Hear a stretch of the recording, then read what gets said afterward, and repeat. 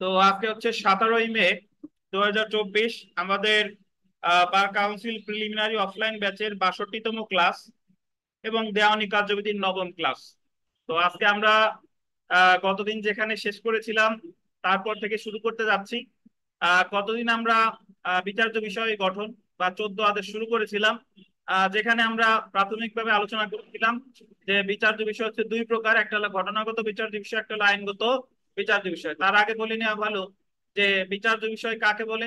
মামলায় এক পক্ষ যেটা দাবি করে অপর পক্ষ যেটা অস্বীকার করে সেটাকেই বলে বিচার্য বিষয়। আর দেওয়ানি মামলা হোক বা ফৌজদারি মামলা হোক, একটা জিনিস মনে রাখবেন, ফৌজদারি মামলায় বলে চার্জ গঠন, দেওয়ানি মামলায় বলে বিচার্য বিষয় গঠন বা ইস্যু গঠন। আর প্রকৃত বিচার ফৌজদারি হোক বা দেওয়ানি হোক, এই চার্জ গঠনের পরে শুরুই ফৌজদারি মামলার বিচার, আর ইস্যু গঠনের পর শুরুই কি দেওয়ানি মামলার বিচার। তো কতদিন আমরা পড়েছিলাম বিচার্য বিষয় দুই প্রকার, একটা হলো ঘটনাগত আর একটা কি আইনগত। আইনগত বিচার্য বিষয় একটু আগে আলোচনা করলাম, সেটা হচ্ছে যে মামলাটি রেস জুডিকাটা দ্বারা বারিত কিনা, তামাদি দ্বারা বারিত কিনা, বিচারের এখতিয়ার আদালতের আছে কিনা, এগুলো হচ্ছে আপনার আইনগত বিচার্য বিষয়। পরীক্ষায় এরকম দিবে যে কোনটা ঘটনাগত বিচার্য বিষয়, নিম্নের কোনটি ঘটনাগত বিচার্য বিষয়, নিম্নের কোনটি আইনগত বিচার্য বিষয়। তারপরে আপনার মনে রাখতে হবে যে বিচার্য বিষয় যখন ঘটনাগত বিচার্য বিষয় কোনগুলো, আইনগত ছাড়া আর যত বিচার্য বিষয় আছে সবগুলাই কি ঘটনাগত। যে অমুক অমুকের কাছ থেকে টাকা নিছে কিনা, অমুক অমুক রে বেদখল করছে কিনা, এইগুলা সব কি ঘটনাগত বিচার্য বিষয়। কতদিন আমরা পড়েছিলাম যে একটা মামলায় দেওয়ানি মামলায় বিচার্য বিষয় কখন গঠন করে। আমরা পড়েছিলাম যে মামলার প্রথম শুনানি অথবা লিখিত জবাব দাখিল যেটা পরে ঘটে তার 15 দিনের মধ্যে বিচার্য বিষয় গঠন করে। এবং এরপরে আমরা পড়েছিলাম যে একবার যদি বিচার্য বিষয় প্রণয়ন হয়ে যায় তার 120 দিনের মধ্যে আদালত সেই মামলার চূড়ান্ত শুনানির তারিখ বা ডেট অফ ফাইনাল হিয়ারিং নির্ধারণ করবে। এটা হলো 14 আদেশের 8 বিধি, আন্ডারলাইন করেন।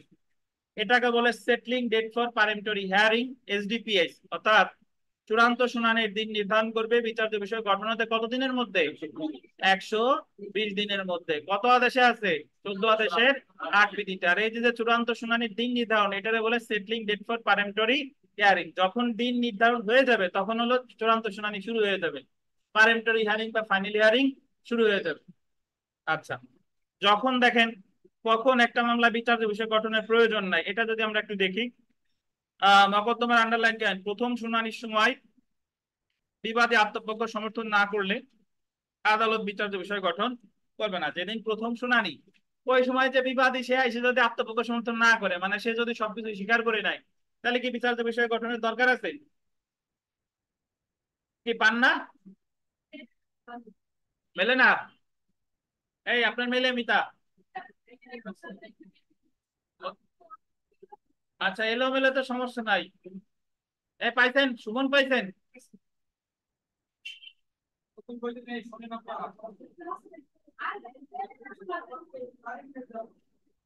আচ্ছা, তারপরে দেখেন, না থাকলে সমস্যা নাই। দেখেন প্রিডিংসে না থাকলে আমার কথা শুনেন,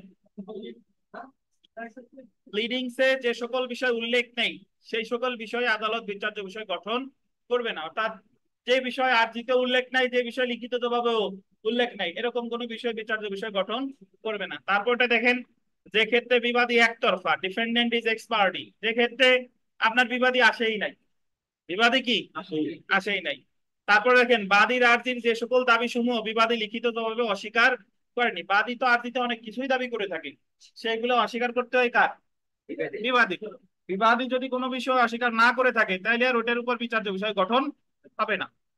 যে সকল বিষয়ে পক্ষগণ একমত হয়েছে, আন্ডারলাইন করেন, যদি কোনো বিষয়ে পক্ষগণ একমত হয় সেক্ষেত্রেও বিচার্য বিষয় গঠনের প্রয়োজন নাই। আর যে ক্ষেত্রে লিখিত জবাব দাখিলের পরে, আন্ডারলাইন করবেন, সম্মতি সূচক বা সোলে ডিক্রি প্রদান করা হয়। সম্মতি সূচক মানে হলো দুইজনেই রাজি, দুইজনেই রাজি, তখন তো আর বিচার্য বিষয় গঠনের কি নাই, দরকার নাই।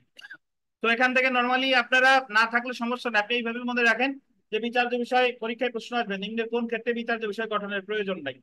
অপশন থাকবে প্রথম শুনানিতে যদি স্বীকার করে নেয়, অপশন থাকবে যে বা বিবাদী যদি লিখিত জবাবে কিছু অস্বীকার না করে, অপশন থাকে যদি সম্মতি সূচক ডিগ্রি দেয়। উপরের সবগুলো, কোনটা উপরের সবগুলো, বুঝতে পারছেন? আচ্ছা, তো আমরা 14 আদেশের 4 বিধিটা একটু দেখি। যে বিচার্য বিষয় গঠনের পূর্বে আদালত সাক্ষী বা দলিল পত্র পরীক্ষা করতে পারে, আন্ডারলাইন করেন, সাক্ষী বা দলিল পত্র পরীক্ষা করতে পারে। কখন? বিচার্য বিষয় গঠনের পূর্বে। দেখেন, দুইটি ক্ষেত্রে আদালত বিচার্য বিষয় গঠনের পূর্বে, দুইটি ক্ষেত্রে শব্দটা বলতেন, কয়টা ক্ষেত্রে? দুইটা ক্ষেত্রে আদালত বিচার্য বিষয় গঠনের পূর্বে সাক্ষী বা দলিলপত্র পরীক্ষা করতে পারে। পরীক্ষায় প্রশ্ন আসবে যে কোন ক্ষেত্রে আদালত বিচার্য বিষয় গঠনের পূর্বে সাক্ষীর পরীক্ষা করতে পারে বা দলিল পরীক্ষা করতে পারে? কয়টি ক্ষেত্রে? দেখেন, যে ক্ষেত্রে আদালত মনে করে যে আদালতের সামনে হাজির নেই এমন কোন ব্যক্তির জবানবন্দি ছাড়া অথবা মামলায় দাখিল করা হয়নি এমন কোন দলিল পরিদর্শন ব্যতীত মকদ্দমার বিচার্য বিষয় আন্ডারলাইন করে নির্ভুলভাবে প্রণয়ন করা যাবে। আদালত মনে করতেছে যে বিচার্য বিষয় গঠন করতে হলে আরিফ সাহেবের বক্তব্য শোনা দরকার। বিচার্য বিষয় গঠন করতে হলে বিথিকার কাছে একটা দলিল আছে, দলিলটা কি দেখা দরকার। তাহলে আগে আরিফ সাহেবের বক্তব্য শুনবে, বিথিকার দলিল দেখবে, তারপরে বিচার্য বিষয় গঠন করবে। বুঝতে পারছেন? আচ্ছা আচ্ছা, এখন যেটা সবচেয়ে বেশি গুরুত্বপূর্ণ, দেখেন উপর উল্লেখিত প্রেক্ষাপটে আদালত, আন্ডারলাইন করেন, অনধিক 15 দিনের জন্য বিচার্য বিষয় গঠন মুলতবি রাখতে পারে। এই যে একটা প্রশ্ন পরীক্ষায় আসবে যে আদালত বিচার্য বিষয় মুলতবি রাখতে পারে কত দিনের জন্য? অনধিক কত? বিচার্য বিষয় গঠন এখনো হয় নাই। গঠনের, বিচার্য বিষয় গঠন হয়ে গেলে তো আর মুলতবি রাখার কোনো দরকার নাই। বিচার্য বিষয় গঠনের জন্য উনি সাক্ষীরে দরকার, দলিল দরকার, এই জন্য উনি বিচার্য বিষয় গঠনটা মুলতবি রাখতে পারে অনধিক কতদিন? 15 দিন। বুঝতে পারছেন? এবং এই যে দেখেন, প্রয়োজনীয় ব্যক্তিকে হাজির হতে বা প্রয়োজনীয় দলিল দাখিল করতে সমন জারি করতে। তাহলে আবার মনে রাখতে হবে 14 আদেশে যত দিন আছে সব 15। যে দেখেন 14 আদেশে আমরা পড়লাম যে লিখিত জবাব অথবা প্রথম শুনানির 15 দিনের পর বিচার্য বিষয় গঠন হইতে। আর বিচার্য বিষয় গঠনের সময় আদালত যদি মনে করে যে কোনো ব্যক্তিরে সাক্ষী হিসেবে ডাকা দরকার, কোনো দলিল দেখা দরকার, তাহলে উনি মুলতবি রাখবে কতদিন? 15 দিন। তাহলে এই 15 দিন আমার কি মনে রাখতে হবে। আচ্ছা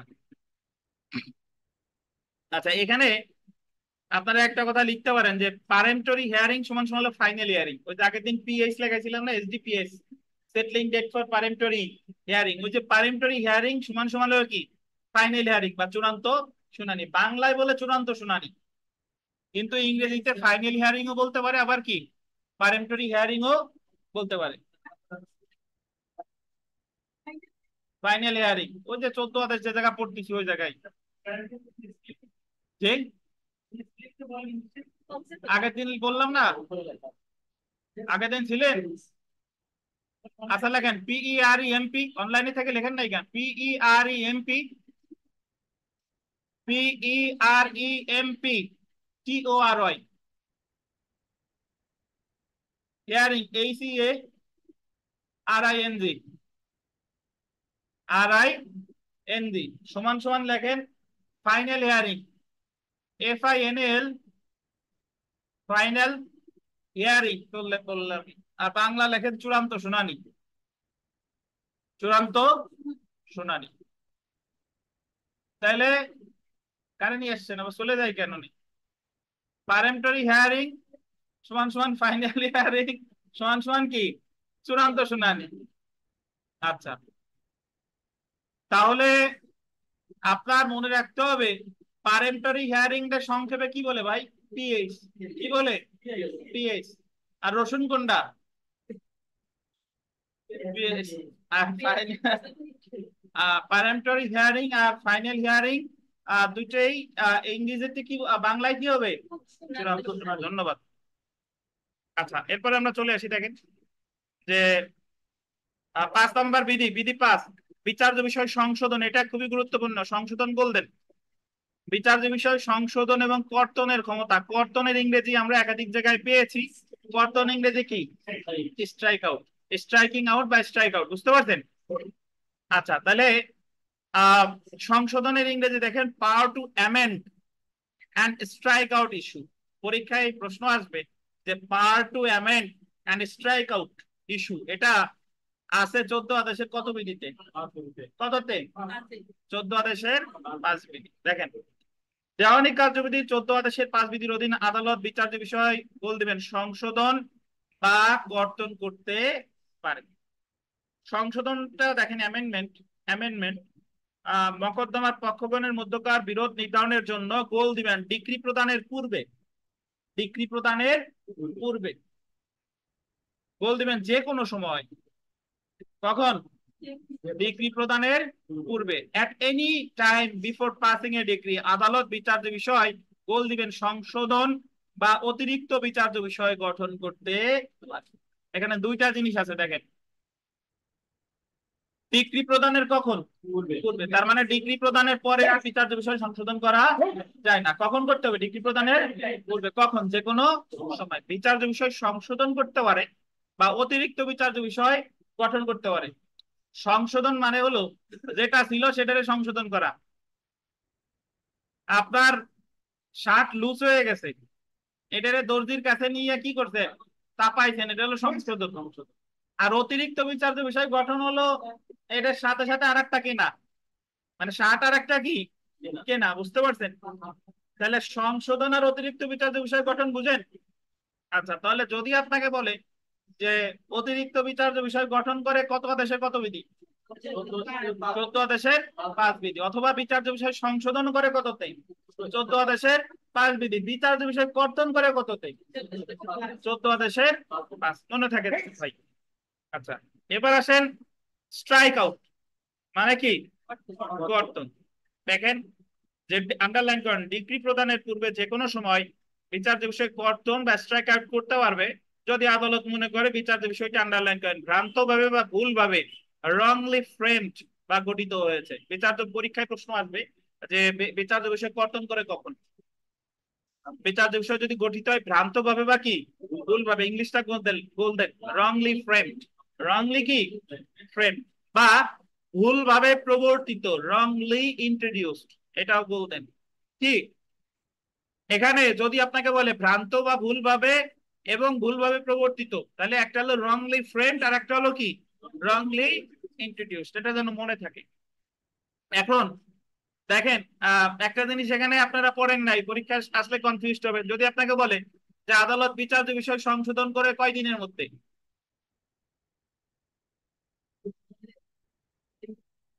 এই জায়গায় কোনো দিনের কথা বলা না, এটা আদালত যৌক্তিক সময়ে মধ্যে। বুঝতে পারছেন? যখন এই জায়গায় কিন্তু কোনো দিন নাই, দেখেন পাইছেন? বিচার্য বিষয় সংশোধনের কথা যদি বলে কয়দিন, কোনো দিন নাই। যদি আপনাকে বলে, আমি একটু দেখেন, আমি আপনাদের এছাড়া আমরা কোন কোন জায়গায় অ্যামেন্ডমেন্ট করছিলাম মনে করাই দিই। আমরা প্লিডিং সংশোধন করছিলাম, তারও প্লিডিং সংশোধন করছিলাম 6 আদেশের 17। 6 আদেশের 17, 14 দিন অথবা আদালত নির্ধারিত সময়, এই কথাটা বলা ছিল 6 আদেশের 18। মনে আছে কিনা? আচ্ছা, আমরা আরজি খারিজ করছিলাম 7 আদেশের 11-তে। মনে আছে? ওই জায়গায় বলছিল যদি নির্দিষ্ট, যদি প্রতিকারের মূল্য কম দেখায় অথবা যদি কোর্ট ফি কম দেয়, তাহলে আদালত সাথে সাথে খারিজ করবে না, সময়ে সংশোধনের সুযোগ দেবে। কতদিন? ওটাই কিন্তু বাধ্যতামূলক ছিল। মনে আছে কিনা? ওই জায়গায় শ্যাল দি শব্দটা ইউজ করা হয়েছিল, ওটা বাধ্যতামূলক। তো আরজি সংশোধনের সময় ওই যে 7 আদেশের 11-তে 21 দিন, আর প্লিডিং সংশোধন আছে কত? 6 আদেশের 17-তে, বলা আছে 18 বিধিতে 14 দিন অথবা আদালত নির্ধারিত সময়। আর একটা পেলাম বিচার্য বিষয় সংশোধন, এই জায়গায় কিন্তু কোনো নির্দিষ্ট দিনের কথা নাই। বুঝতে পারছেন? আচ্ছা, আর একটা কথা এখানে আপনার জেনে রাখেন, যে যদি আপনাকে বলে যে বিচার্য বিষয় সংশোধনের ক্ষেত্রে সংক্ষুব্ধ পক্ষের প্রতিকার কি, এই যে এখন প্রতিকার বলে নাই, এটা আপিলযোগ্য আদেশ না, সেটা কি করা যাবে? রিভিশন। বুঝতে পারছেন? বিচার্য বিষয় সংশোধনের বিরুদ্ধে সংক্ষুব্ধ পক্ষের প্রতিকার কি? রিভিশন। বা বিচার্য অতিরিক্ত বিচার্য বিষয় প্রণয়ন করলে সংক্ষুব্ধ পক্ষের প্রতিকার কি? রিভিশন। মনে থাকে যাবে। আচ্ছা, তারপরে দেখেন, জেনে রাখা ভালো যে বিচার্য বিষয় গঠনের দায়িত্ব হলো আদালতের। কার? বিচার্য বিষয় গঠনের দায়িত্ব কার? আদালতের। আচ্ছা, আমরা ধন্যবাদ। আমরা 14 আদেশে আর পড়ার নাই। বিগত বছর প্রশ্নগুলো একটু দেখেন, যে লিখিত জবাব দাখিলের 23 দিনের মধ্যে ইস্যু গঠন করতে হয়। কয়দিন? লিখিত জবাব দাখিলের কতদিন? 15 দিন। 2 নম্বর প্রশ্নটা দেখেন, আহ দেওয়ানি মামলার বিচার্য বিষয় কত প্রকার? এই বলেন, সুমন সেন, ডিসকভারি কয় প্রকার?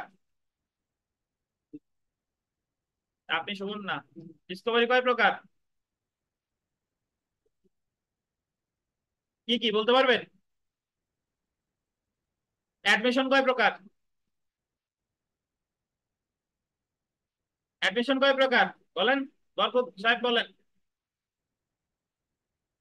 হাফিজ কয় প্রকার?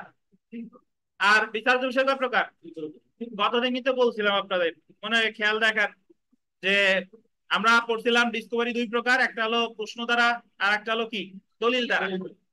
আমরা পড়ছিলাম স্বীকৃতি তিন প্রকার: মামলা, দলিল, ঘটনা। ঠিক আছে। আর বিচার বিষয় কয় প্রকার? দুই প্রকার, একটা হলো ঘটনাগত আর একটা কি আইনগত। ঠিক। তো আমরা মোটামুটি সেলফ প্র্যাকটিসে যদি দেখি প্রশ্নগুলো পড়ে নিবেন। 19 নাম্বার প্রশ্নটা দেখেন, 19 সরি 9 নাম্বার, নট 19। যে মামলার প্রথম শুনানির সময় কিংবা লিখিত জবাব দাখিল বল দিবেন যেটা পরে ঘটে, তার কত দিনের মধ্যে বিচার্য বিষয় প্রণয়ন করতে হবে? কতদিন? 15 দিন। 11 নাম্বার দেখেন, যে নিম্নলিখিত কোন ক্ষেত্রে বিচার্য বিষয় প্রণয়নের প্রয়োজন নাই? একটু আগে বলছিলাম না, যে যে ক্ষেত্রে বিবাদী একতরফা, যে ক্ষেত্রে বিবাদী তার বাদীর দাবি লিখিত জবাবে স্বীকার করে, যে ক্ষেত্রে লিখিত জবাব দাখিলের পর একটি সম্মতি সূচক বা সোলে ডিগ্রি প্রদান করা হয়েছে। উপরের কি সবগুলা। তারপরেটা দেখেন, 12 নাম্বার প্রশ্নটাও গুরুত্বপূর্ণ। যদি আদালত মনে করে যে আদালতের সামনে হাজির নেই এমন কোন ব্যক্তির জবানবন্দি গ্রহণ করা ছাড়া বিচার্য বিষয় গঠন করা সম্ভব না, তখন আদালত সর্বোচ্চ 1.5 দিনের জন্য বিচার্য বিষয় গঠন মুলতবি। কতদিন? সর্বোচ্চ কত? 15 দিন। বুঝতে পারছেন? আচ্ছা। তারপরে দেখেন, 13 নম্বর প্রশ্নটা, দেওয়ানি কার্যবিধির কত আদেশের কত বিধি অনুযায়ী আদালত বিচার্য বিষয় সংশোধন বা কর্তন করার ক্ষমতা প্রয়োগ করতে পারে? 14 আদেশের কত? 5। তারপরে 14 নম্বর প্রশ্নটা দেখেন, আদালত বিচার্য বিষয় সংশোধন বা অতিরিক্ত বিচার্য বিষয় গঠন বা বিচার্য বিষয় কর্তন করতে পারে কখন? ডিগ্রি প্রদানের পূর্বে, যে কোনো সময়। তারপরে 16 নম্বর প্রশ্নটা দেখেন, যে আদালত নিম্নলিখিত কোন ক্ষেত্রে বিচার্য বিষয় কর্তন করতে পারে? ওই যে দেখেন, যে বিচার্য বিষয় ভ্রান্তভাবে বা ভুলভাবে রংলি ফ্রেম গঠিত হলে, আর একটা হলো বিচার্য বিষয় ভ্রান্তভাবে ভুলভাবে কি হলে প্রবর্তিত হলে। উত্তর কি ক এবং খ উভয়। আচ্ছা, পরেরটা দেখেন, 17 নম্বর প্রশ্নটা, যে বিচার্য বিষয়াবলী প্রণয়নের কতদিনের ভিতর আদালত সেই মামলার চূড়ান্ত শুনানি কি বলছে? Final hearing. যদি এ জায়গা ফাইনাল হিয়ারিং না বলে পারেন্টরি হিয়ারিং বলে, একই তো কথা, একই তো কথা। কতদিন? কতদিন? 120 দিন। বুঝতে পারছেন? ফাইনাল হিয়ারিং ও যা, পারেন্টরি হিয়ারিং ও কি তাই। এটা আছে পাশে লিখে রাখেন। 14, এই যে সরি পরের প্রশ্নেই আছে দেখেন, দেওয়ানি কার্যবিধির কত বিধি অনুযায়ী আদালত চূড়ান্ত শুনানির জন্য দিন নির্ধারণ করে? এই যে দেখেন, 14 আদেশের কত বিধি? 14 আদেশের 8 বিধি। তো বিচার্য বিষয় নিয়ে যদি কোনো প্রশ্ন থাকে করতে পারেন। দেখেন, হ্যাঁ বলেন। ভুলভাবে গঠিত আর ভুলভাবে প্রবর্তিত, ভুলভাবে যদি গঠন করে আর ভুলভাবে প্রবর্তিত, আপাতত এইটুকুই বুঝেন, একই কথা, আর আর বোঝানোর কিছু নাই। জি। হ্যাঁ, মনে করেন জাস্ট, আচ্ছা জাস্ট আপাতত এইটুক বুঝেন, যে ওই জায়গায় ভুল করে গঠন করতে, আর দরকার নাই। বুঝতে পারছেন? আর দরকার যারা আছে দেওয়ানি কার্যবিধি, সে ওই দেখবেন আমাকে, মাহমুদুল ইসলাম স্যার, প্রবীর নিয়োগী স্যারের 2 খণ্ড বই আছে, 2000 টাকা দাম। এখন বাড়তেও পারে, ভলিউম 1 ভলিউম 2, ওইটা দেখলে মোটামুটি আপনারা হাফেজ হয়ে যাবেন দেওয়ানি কার্যবিধি। ইংরেজিতে লেখা, ভলিউম 1 আর ভলিউম 2। ঠিক।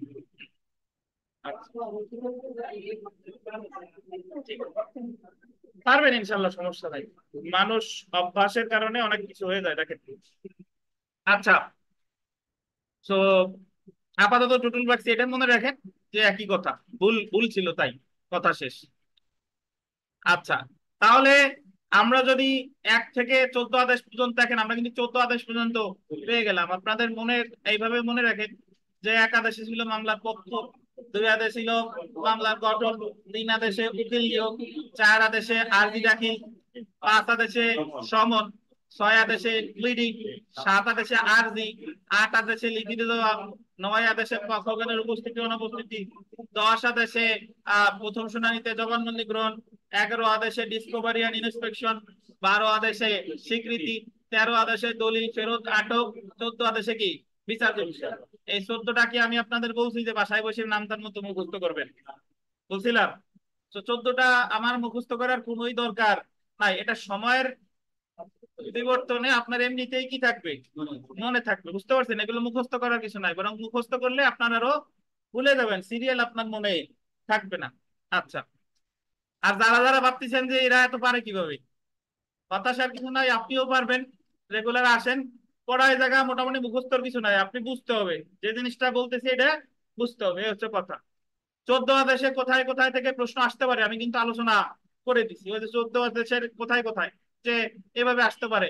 যে ইস্যু গঠন কত আদেশ, ইস্যু গঠন কত প্রকার, বিচার্য বিষয় ঘটনাগত বিচার্য বিষয় কোনটি, আইনগত বিচার্য বিষয় কোনটি, ইস্যু গঠন হয় কখন, ইস্যু গঠনের কয়দিন পর চূড়ান্ত শুনানির দিন নির্ধারণ হয়, ইস্যু গঠনের পূর্বে কখন জবানবন্দি বা সাক্ষীদের আহ যারা সাক্ষীদের জবানবন্দি নিতে পারে বা কোনো দলিল দেখতে পারে, ইস্যু গঠন কতদিনের জন্য মুলতবি রাখতে পারে, ইস্যু গঠন ইস্যু কখন সংশোধন বা কর্তন করতে পারে, ইস্যু সংশোধন বা কর্তনের বিরুদ্ধে সংক্ষুব্ধ পক্ষের প্রতিকার কি।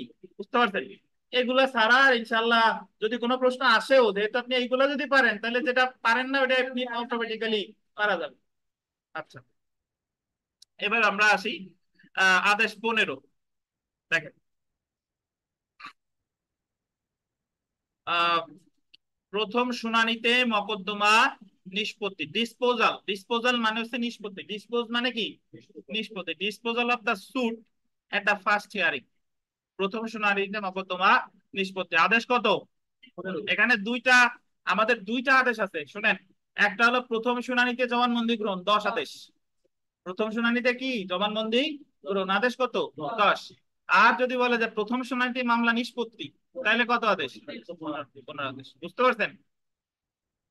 প্রথম শুনানিতে জবানবন্দি গ্রহণ কত আদেশ? 10। আর প্রথম শুনানিতে মামলা নিষ্পত্তি কত? হ্যাঁ, রহিম সাহেব কই, কি হয়েছে ওনার? আচ্ছা আচ্ছা। আর রুবেল? ও আচ্ছা, বিয়েতে গেছে। দেখেন এই গরমে আবার বিয়ে খাই বেড়াচ্ছে। দেখেন, প্রথম শুনানিতে রায় ঘোষণা, pronouncing judgement at the first hearing, pronouncing judgement একটা কি ফার্স্ট হিয়ারিং। দেখেন, আচ্ছা, আদালত যে সকল ক্ষেত্রে, আন্ডারলাইন করেন, প্রথম শুনানিতে রায় ঘোষণা করতে পারে তা দেওয়ানি কার্যবিধির 15 আদেশের 1 থেকে 4 বিধি পর্যন্ত আলোচনা করছে। এই জায়গায় 1 বিধি, 2 বিধি, 3 বিধি, 4 বিধি কোনোটা আপনার মনে রাখার দরকার নাই, আপনি জাস্ট আদেশটা মনে রাখবেন। প্রথম শুনানিতে রায় কত আদেশ ভাই? 15 আদেশ। দেখেন, 14 আদেশে কিন্তু আমি 2টা বিধি মনে রাখার কথা বলছি, 5 আর 8। 5-এ হলো আপনার সংশোধন বা কর্তন, আর 8-এ হলো চূড়ান্ত শুনানির দিন নির্ধারণ। 15 আদেশে আপনার একটা বিধিও মনে রাখার দরকার নাই। 11 আদেশে কয়টা বিধি মনে রাখার? একটা বিধি, 21। 11 আদেশের 21। আর 6 হলো 12 আদেশে, 6 হলো কি 12 আদেশে। জি। আচ্ছা, আপনি আমার আমার জানতে হবে যে আমার কতটুকু পড়া দরকার, কতটুকু আমি পড়বো না। আপনি যদি বোকার মতো বোকার মতো যদি পড়েন 100%, মানে যা যা সামনে আছে সব পড়তেছেন কিন্তু লাভ নাই, তাহলে তো গাধার ঘোড়ার মর্যাদা একই হতো। বুঝতে পারছেন? খাটে কিন্তু গাধা বেশি। আচ্ছা,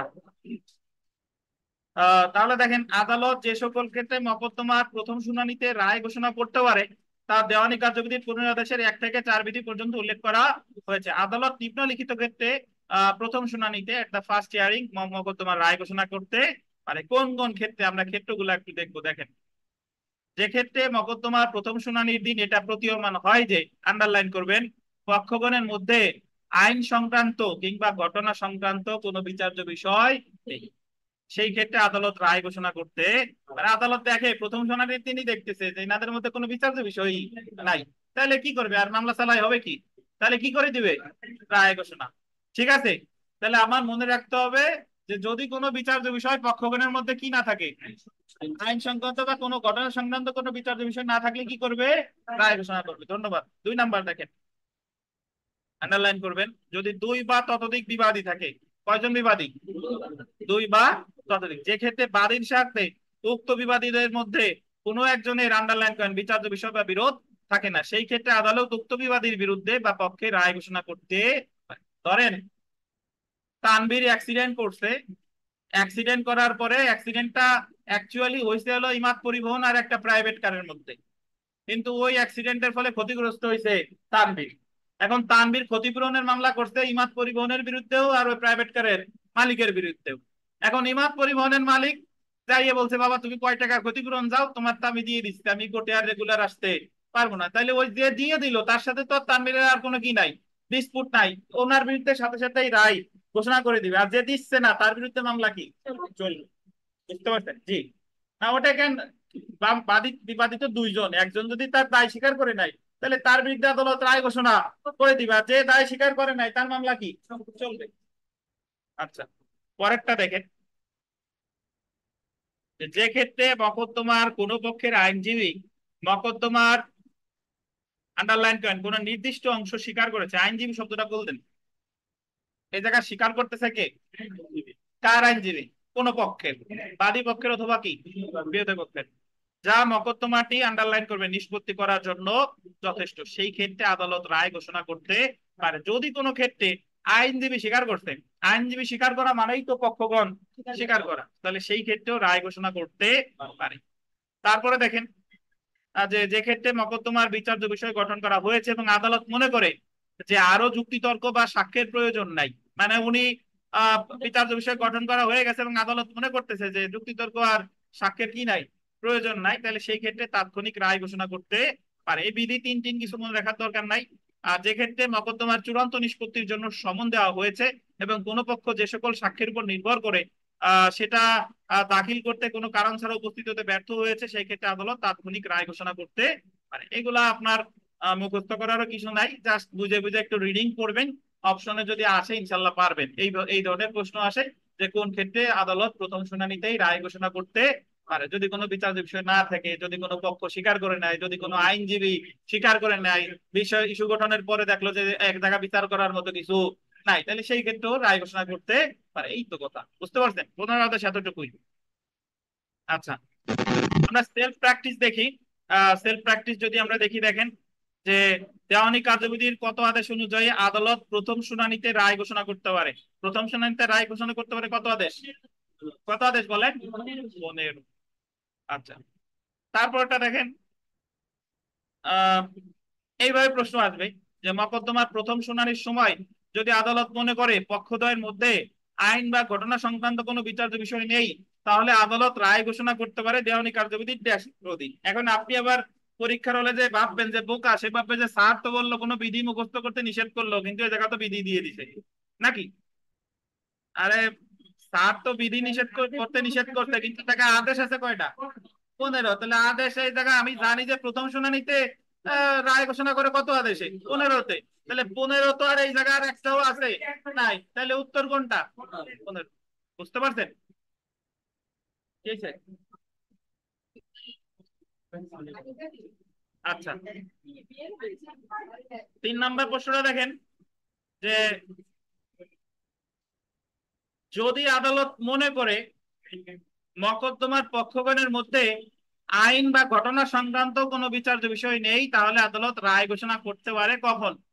মকদ্দমার প্রথম শুনানির সময়। 3টে স্টার দেন। হৃদয় কই? 3 নম্বর কিসের?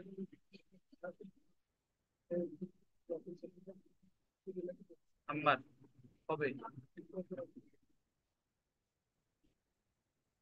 আচ্ছা, 6 নম্বর প্রশ্নটা দেখেন, যে যে ক্ষেত্রে একাধিক বিবাদী থাকে এবং আইন বা ঘটনার কোনো প্রশ্নে বিবাদীর কোনো একজনের সাথে আহ বিবাদীদের কোনো একজনের সাথে বাদীর কোনো বিরোধ থাকে না, সেক্ষেত্রে আদালত ওই যে যার বিরোধ নাই তার বিরুদ্ধে কি করবে? রায় ঘোষণা করতে পারে। দেখেন, উক্ত বিবাদীর পক্ষে রায় ঘোষণা করতে পারে, উক্ত বিবাদীর বিপক্ষে রায় ঘোষণা করতে পারে, বা মকদ্দমার কেবল অন্যান্য বিবাদীর বিরুদ্ধে মামলা পরিচালিত হতে পারে। তাহলে উপরের কি সবগুলাই।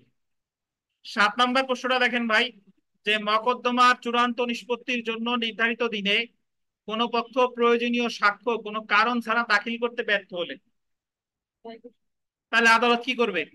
রায় ঘোষণা করতে পারে। তো এগুলা সবই গুরুত্বপূর্ণ। তাহলে এলো আমার 14 গেল আদেশ, 15 আদেশ গেল। আমরা চলে আসি, দেখেন 16 আদেশ।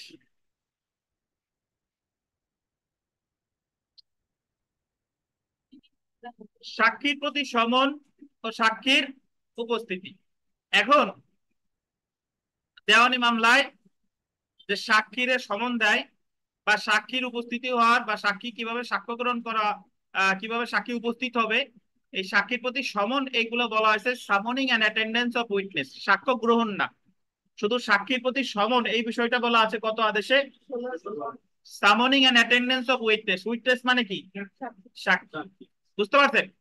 আমাদের দেওয়ানি মামলার ক্ষেত্রে বাদী পক্ষের সাক্ষীরে বলে পিডব্লিউ, প্লেইন্টিফ উইটনেস।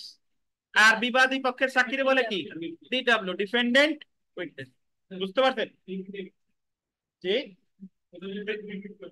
পিডব্লিউ মানে হচ্ছে বাদী পক্ষের সাক্ষী, মানে প্লেইন্টিফ উইটনেস, কারণ বাদী ইংরেজি কি? প্লেইন্টিফ। আর সাক্ষী ইংরেজি কি? উইটনেস। তাহলে প্লেইন্টিফ উইটনেস পিডব্লিউ মানে বুঝতে হবে এক জায়গায় বলে যে পিডব্লিউ ওয়ান অমুক কথা বলছে, পিডব্লিউ টু অমুক কথা বলছে, পিডব্লিউ থ্রি এই কথা বলছে। বুঝতে পারছেন? প্লেইন্টিফ উইটনেস। আর দেওয়ানি মামলায় বিবাদী পক্ষের যিনি সাক্ষী তারে কি বলে? DW, defendant witness. বুঝলেন কিনা? আচ্ছা, সেম জিনিস যখন ফৌজদারি মামলা হবে, ফৌজদারি মামলাও পিডব্লিউ বলে, প্রসিকিউশন উইটনেস। কি বলে? প্রসিকিউশন উইটনেস মানে রাষ্ট্রপক্ষের সাক্ষী বা বাদী পক্ষের সাক্ষী। বুঝতে পারছেন? আর ফৌজদারি মামলায়ও ডিডব্লিউ বলে, বাট সেটা হলো ডিফেন্স উইটনেস। কি উইটনেস? Defence witness. বুঝেন কিনা? কিছু কিছু বেসিক জিনিস আছে আপনাদের জানা দরকার, যে আমাদের দেওয়ানি মামলায় বলে বাদী আর কি? বিবাদী। যদি আমি ফৌজদারি মামলাটা শেয়ার মামলা হয়, শেয়ার মামলা হলে যে মামলা করে তাহলে বলে নালিশকারী, কমপ্লেইনেন্ট বা ফরিয়াদি বা অভিযোগকারী বনাম অমুক, রাষ্ট্র না।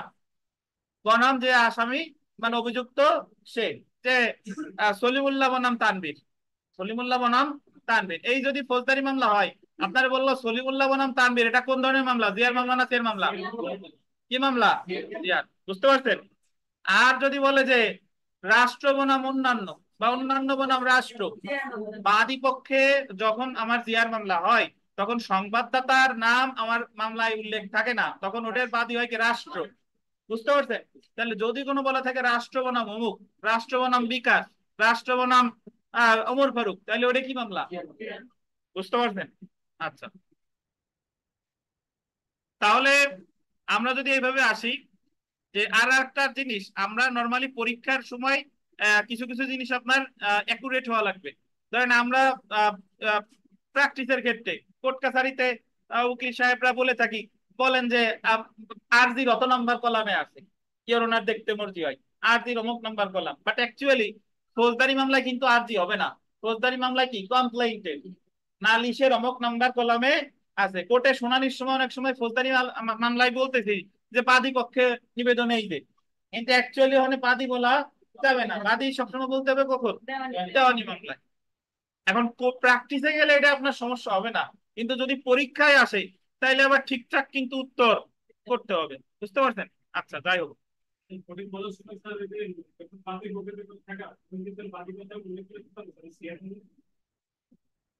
আমি তো বললাম যে আপনারা তো লেখে ওই জিনিসটা প্র্যাকটিসে আছে, কিন্তু অ্যাকচুয়ালি ওটা বলা কি ঠিক না। বাদী সবসময় বলতে হবে কোন মামলায়? দেওয়ানি মামলায়। কিন্তু অভিযোগকারী অভিযুক্ত। কিন্তু আমাদের কোর্ট কাছারিতে প্রচলিত আছে আমরা বলি যে বাদী, আসামি, সাক্ষী। কিন্তু অ্যাকচুয়ালি বাদী শব্দটা আসবে কখন? দেওয়ানি মামলায়। আচ্ছা, তাই হোক। আচ্ছা,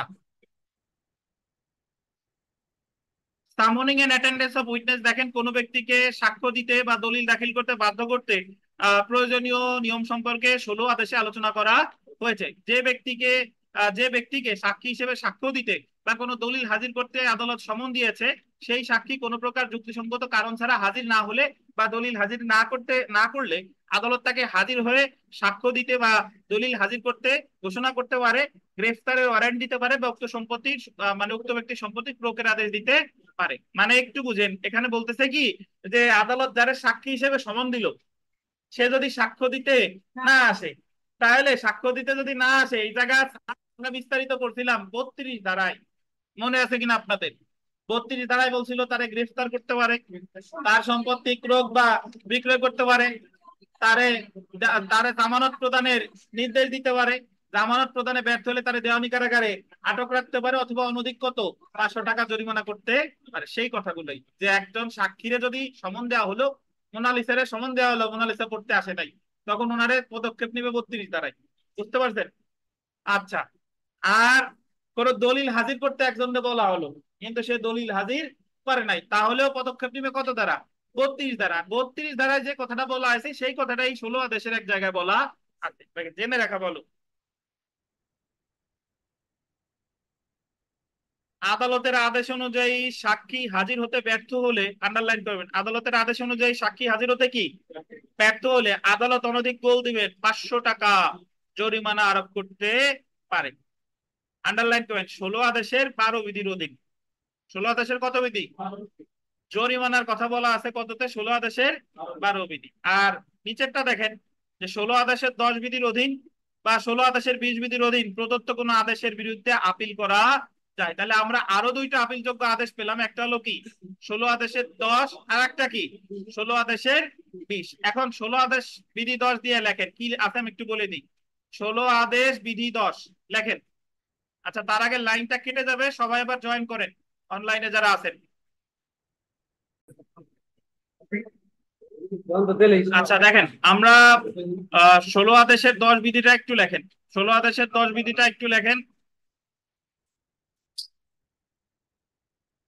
লেখেন, যে কোনো পক্ষের সাক্ষী সমন অনুযায়ী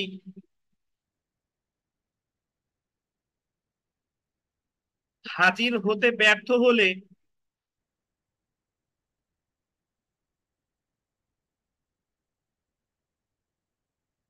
আদালত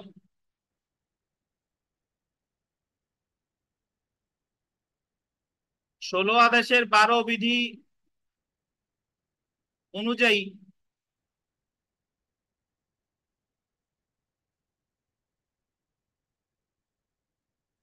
16 আদেশের 12 বিধি অনুযায়ী লিখছেন গ্রেফতারি পরোয়ানা,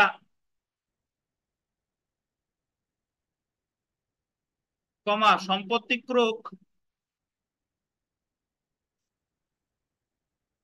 আটক,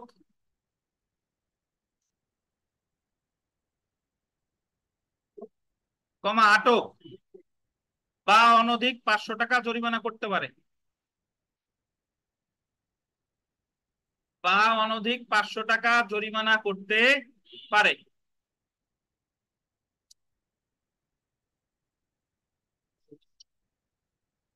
20 বিধিটা লেখেন, বিধি 20।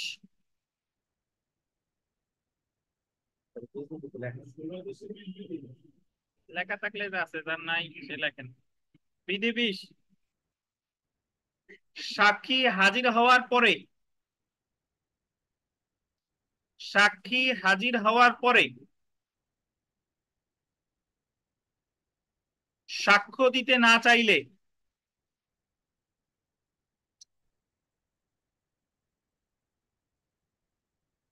আদালত রায় ঘোষণা করতে পারে। সাক্ষী হাজির হওয়ার পরে সাক্ষ্য দিতে না চাইলে আদালত রায় ঘোষণা করতে পারে। বিষয় আদালত রায় ঘোষণা করতে পারে। একটু বুঝেন, লেখছেন বোধহয় সবাই। সাক্ষীরা যদি সমন দেয় এবং সে যদি না আসে, তাহলে আদালত তার বিরুদ্ধে পদক্ষেপ নেবে 16 আদেশের 10-এ। কিন্তু 10-এ কি পদক্ষেপ নিবে সেটা বলা আছে 16 আদেশের 12-তে। বুঝতে পারছেন? তাহলে এই যে পরোয়ানা, সম্পত্তি ক্রোক, কোন সাক্ষী যদি তারে সাক্ষীরে হাজির হইতে বলছে, হয় নাই, সাক্ষীরে কোনো দলিল হাজির করতে বলছে, করে নাই, তাহলে তার বিরুদ্ধে পদক্ষেপ নেবে 16 আদেশের কততে? 10-এ। পদক্ষেপ অর্ডারটা দিচ্ছে 10-এ, কিন্তু 10-এ সে কি কি করতে পারে? ক্রোক করতে পারে, তার 500 টাকা জরিমানা করতে পারে, আটক করতে পারে, এই কথাগুলো বলা আছে কততে? 12-তে। বাট অ্যাকচুয়ালি আদেশটা দিচ্ছে কততে? 10-এ। এবং 16 আদেশের 10-এ যদি কোনো আদেশ দেয় সেটা হচ্ছে আপিলযোগ্য আদেশ, কারণ 16 আদেশের 10 একটা আপিলযোগ্য আদেশ, একটু আগেই পড়ছি। এখন 16 আদেশের 20-এ কখন দেয়? যখন সমন দিছে, সাক্ষী সমন অনুযায়ী হাজির হয়েছে।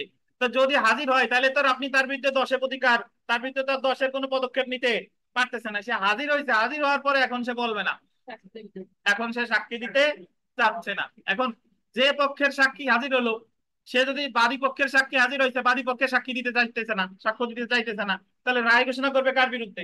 বাদী পক্ষের বিরুদ্ধে। বাদী পক্ষের, বিবাদীর পক্ষে। বাদী পক্ষে হাজির হয়েছে, বাদী পক্ষের সাক্ষী দিতে যাচ্ছে না, তাহলে যে পক্ষের সাক্ষী দিতে যাচ্ছে না তার বিরুদ্ধে রায় হবে। যদি বিবাদী পক্ষের সাক্ষী এসে সাক্ষ্য দিতে না চায়, তাহলে রায় কার বিরুদ্ধে হবে? বিবাদীর বিরুদ্ধে। আর বিভাগ সাক্ষী আনতে না। বিকাশ সাক্ষী আনছে, বিকাশের সাক্ষী এখন মুখ দিয়ে কোনো শব্দ বের করতেছে না, তাহলে রায় কার বিরুদ্ধে যাবে? বিকাশের বিরুদ্ধে। বুঝেন কিনা? ওই আমাদের যদি বলি যে বরকত সাহেব সাক্ষী আনছে, এখন বরকত সাহেবের সাক্ষীর মুখ দিয়ে কোনো কথা বের করা যাচ্ছে না, তাহলে তার যে এটা তো স্বাভাবিক কথা যে যে বলতেছে না তার বিরুদ্ধেই তো রায়টা যাবে, এ হলো কথা। তাহলে 16 আদেশের 10 হচ্ছে সমন দিছে আসে নাই, আর 16 আদেশের 20 হচ্ছে সমন দিছে আসছে বাট কি সাক্ষী দিচ্ছে না। এবং উভয়ই হচ্ছে কি আদেশ? আপিলযোগ্য আদেশ। তাহলে আমরা একেবারে ওই জেনে রাখা ভালোতে চলে আসি। দেখেন, জেনে রাখা ভালো, জেনে রাখার ভালো যে সবচেয়ে লাস্টের পয়েন্ট যেটা, যে 16 আদেশের 10 বিধির অধীন বা 12 বিধির অধীন প্রদত্ত কোনো আদেশের বিরুদ্ধে কি করা যায়? আপিল করা যায়। দেখেন আমরা কতগুলো আপিলযোগ্য আদেশ পেলাম। আমি একটু শুরু থেকে বলি। প্রথমে পাইছিলাম 7-10 আর্জি ফেরতের ক্ষেত্রে, তারপর পেয়েছিলাম 8-10 ওই যে লিখিত জবাব দাখিল দিলে ব্যর্থ হলে রায় ঘোষণা করলে 8-10, 9-9 যদি নামঞ্জুর হয়, 9-9 যদি নামঞ্জুর হয়, 9-13 যদি নামঞ্জুর হয়, তারপরে পাইছি 10-4, 10-4, তারপরে পাইছি 11-21, 11-21, 11-21 পর মাঝখানে আর কোনোটা নাই। এরপর হলো 16-10 আর 16-20, 16-10 আর 16-20। তো যখন আমরা দেওয়ানি কার্যবিধি শেষ করব, দেখবেন যে ওই আপিলযোগ্য আদেশের 80% আমাদের আলাদা করে মুখস্থ করা লাগে না, এগুলো আমি এমনি বুঝতে পারবো। বুঝতে পারছেন? এই যে 7-10, 8-10, 9-9, 9-13, 10-4, 11-21, 16-10, 16-20। আচ্ছা, তাহলে আমরা বিগত বছরের প্রশ্ন দেখি। দেখেন বিগত বছরের প্রশ্ন, যে the code of civil procedure 1908-এর অর্ডার 16 রুল 12 অনুসারে উপযুক্ত হেতু ছাড়াই কোন সাক্ষী আদালতে উপস্থিত হতে না চাইলে উক্ত সাক্ষীকে আদালত কত টাকা জরিমানা করতে পারে? জরিমানা করতেছে 12 অনুযায়ী, বাট অর্ডারটা দিচ্ছে কততে? 10। ঠিক আছে, তো 12 কিন্তু অ্যাকচুয়ালি আপিলযোগ্য আদেশ না, 12 অর্ডারটা দিচ্ছে 10-এ, কিন্তু 10-এ কি অর্ডার দিবে এই কথাটা বলা আছে কততে? 12-তে। তাহলে এই জায়গায় জরিমানা যদি আসে কত টাকা ভাই? 500 টাকা, অনধিক 500। জি।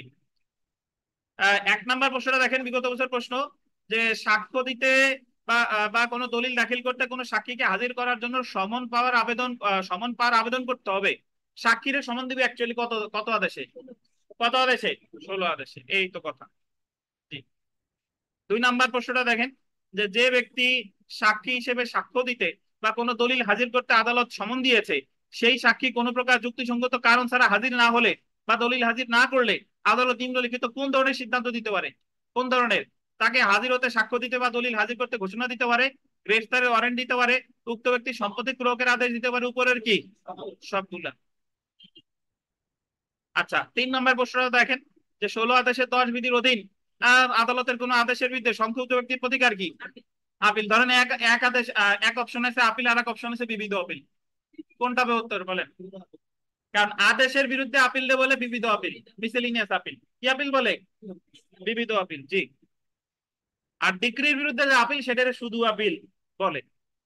4 নাম্বারটা দেখেন, আদালতের আদেশ অনুযায়ী সাক্ষী হাজির হতে ব্যর্থ হলে আদালত কত টাকা জরিমানা করতে পারে? কত টাকা? অনধিক 500 টাকা। 5 নাম্বার দেখেন, আদালত কর্তৃক তলব হলে কোনো পক্ষ সাক্ষী প্রদানে যে অস্বীকার করলে, মানে সে আসছে, আসার পরে কি করতেছে? অস্বীকার করতে, তাহলে কি করতে পারে? আদালত তার বিরুদ্ধে রায় ঘোষণা করতে পারে, বা আদালত যেমন যথার্থ মনে করে তেমন আদেশ দিতে পারে।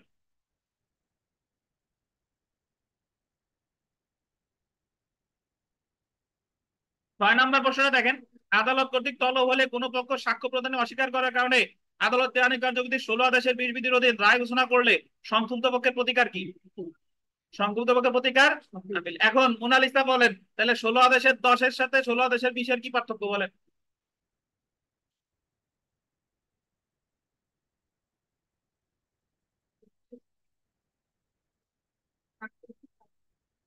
আর 20-এর বলেন। এই পীযূষ, 16 আদেশের 10 আর 20-এর সাথে পার্থক্য কি বলেন? 10 বিধি আর 20 বিধির মধ্যে কোনো পার্থক্য আছে কিনা?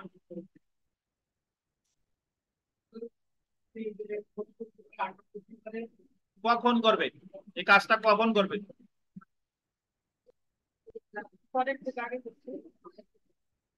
বলেন, ওনারা বলতে গেলে।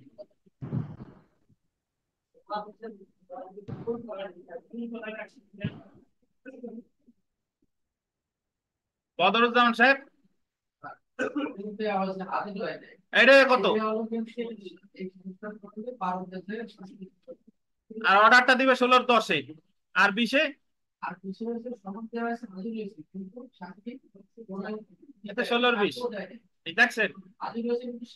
বদরুজ্জামান সাহেব কিন্তু আমাকে বদলি প্লেয়ার হিসেবে আইসাই গোল দিছে। কেমনে? উনি গতবার আমাদের কাছে আসছে প্রায় 1-1.5 মাস আগে, এবং ওনার ট্র্যাজেডি, উনি রি রেজিস্ট্রেশন করতে পারে নাই। পরে 2-4 দিনের সময় দিছে, রি রেজিস্ট্রেশন করতে পারছে। তো 1.5 মাস পরে আমাদের এই জায়গা থেকে উনি প্রিলিতে পাস করছে, আনফরচুনেটলি রিটেনে হয় নাই।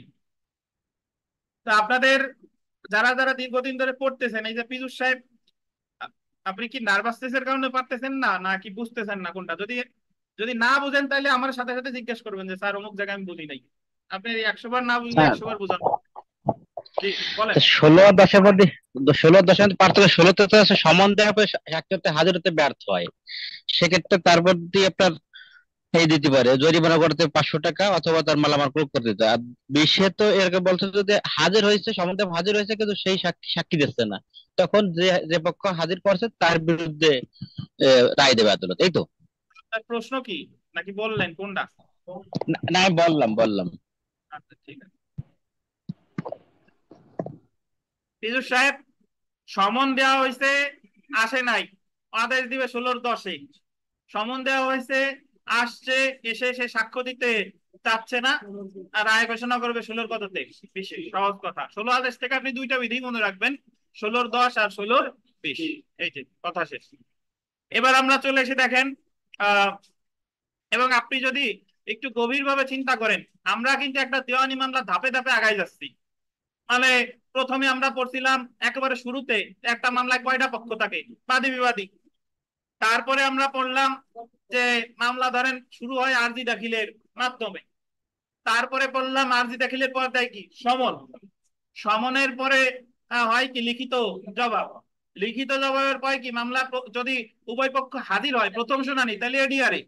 আর যদি হাজির না হয় তাহলে 9 আদেশ ফলো করবে। আচ্ছা, উভয় পক্ষ হাজির হয়েছে, এডিআর ব্যর্থ হয়েছে, তাহলে মামলা প্রথম শুনানিতে জবানবন্দি গ্রহণ করবে।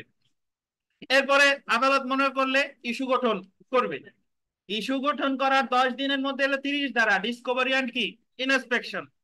আর ইস্যু গঠনের 120 দিনের মধ্যে SDPI, settling date for peremptory hearing, চূড়ান্ত শুনানির দিন নির্ধারণ। চূড়ান্ত শুনানির দিন যখন নির্ধারণ হয়ে গেল, তাহলে এখন সাক্ষ্য গ্রহণ হবে। তাহলে সাক্ষ্য গ্রহণ হইলে তো সাক্ষীরে টাকা দরকার। সাক্ষীরে কি? টাকা দরকার। তাহলে সাক্ষীরে টাকার জন্য কি দিতে হবে?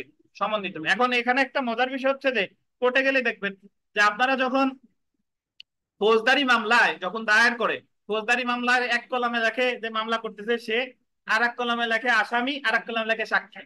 মানে ফৌজদারি মামলা যখন দায়ের করে তখন কয়জন সাক্ষী এটা ফিক্স থাকে, বুঝতে পারছেন? কিন্তু দেওয়ানি মামলার আর্জি তখন এই কারণে, ফৌজদারি মামলায় সাক্ষীরে আলাদা করে সমন দেওয়ার দরকার হয় না। যে যে মামলার সাক্ষী মানছে সে অটোমেটিক্যালি আসতে কি বাধ্য, যদি না আসে তখন তারে দেয় কি? সমন। কিন্তু দেওয়ানি মামলায় দায়ের করলে বাদীর নাম থাকে, বিবাদীর নাম থাকে, ওই আরজিতে কোনো সাক্ষীর নাম থাকে না। তাহলে সাক্ষীরে দেয় হচ্ছে পরবর্তীতে যখন এসডিপিএস হয়ে গেল তখন তারে দেয় কি? অমুক অমুক সাক্ষী, তারে তারে হাজির হওয়ার জন্য কি দেয়? সমন দেয়। বুঝতে পারছেন? তাহলে এখন এসডিপিএস, সেটলিং ডেট ফর পারেন্টারি হিয়ারিং, হয়ে গেল 120 দিনের মধ্যে। এখন সাক্ষ্য গ্রহণ শুরু হবে। তাহলে সাক্ষ্য গ্রহণ শুরু হওয়ার জন্য সাক্ষীরে কি দিতে হবে? সমন দিতে হবে। সেটা বললো কত আদেশে? 16 আদেশে। বুঝতে পারছেন পর্যায়ক্রমে? এবার আসেন আমরা 17 আদেশ, মুলতবি। মুলতবি বা স্থগিতকরণ, অ্যাডজর্নমেন্ট, আদেশ কত? 17।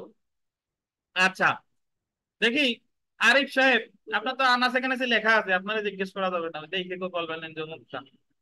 আচ্ছা দেখি, যারা নতুন আসছেন তাদের উদ্দেশ্যে বলি, বলেন আমাদের ফৌজদারি মামলায় সময়ের আবেদন করতে কত দাঁড়ায়?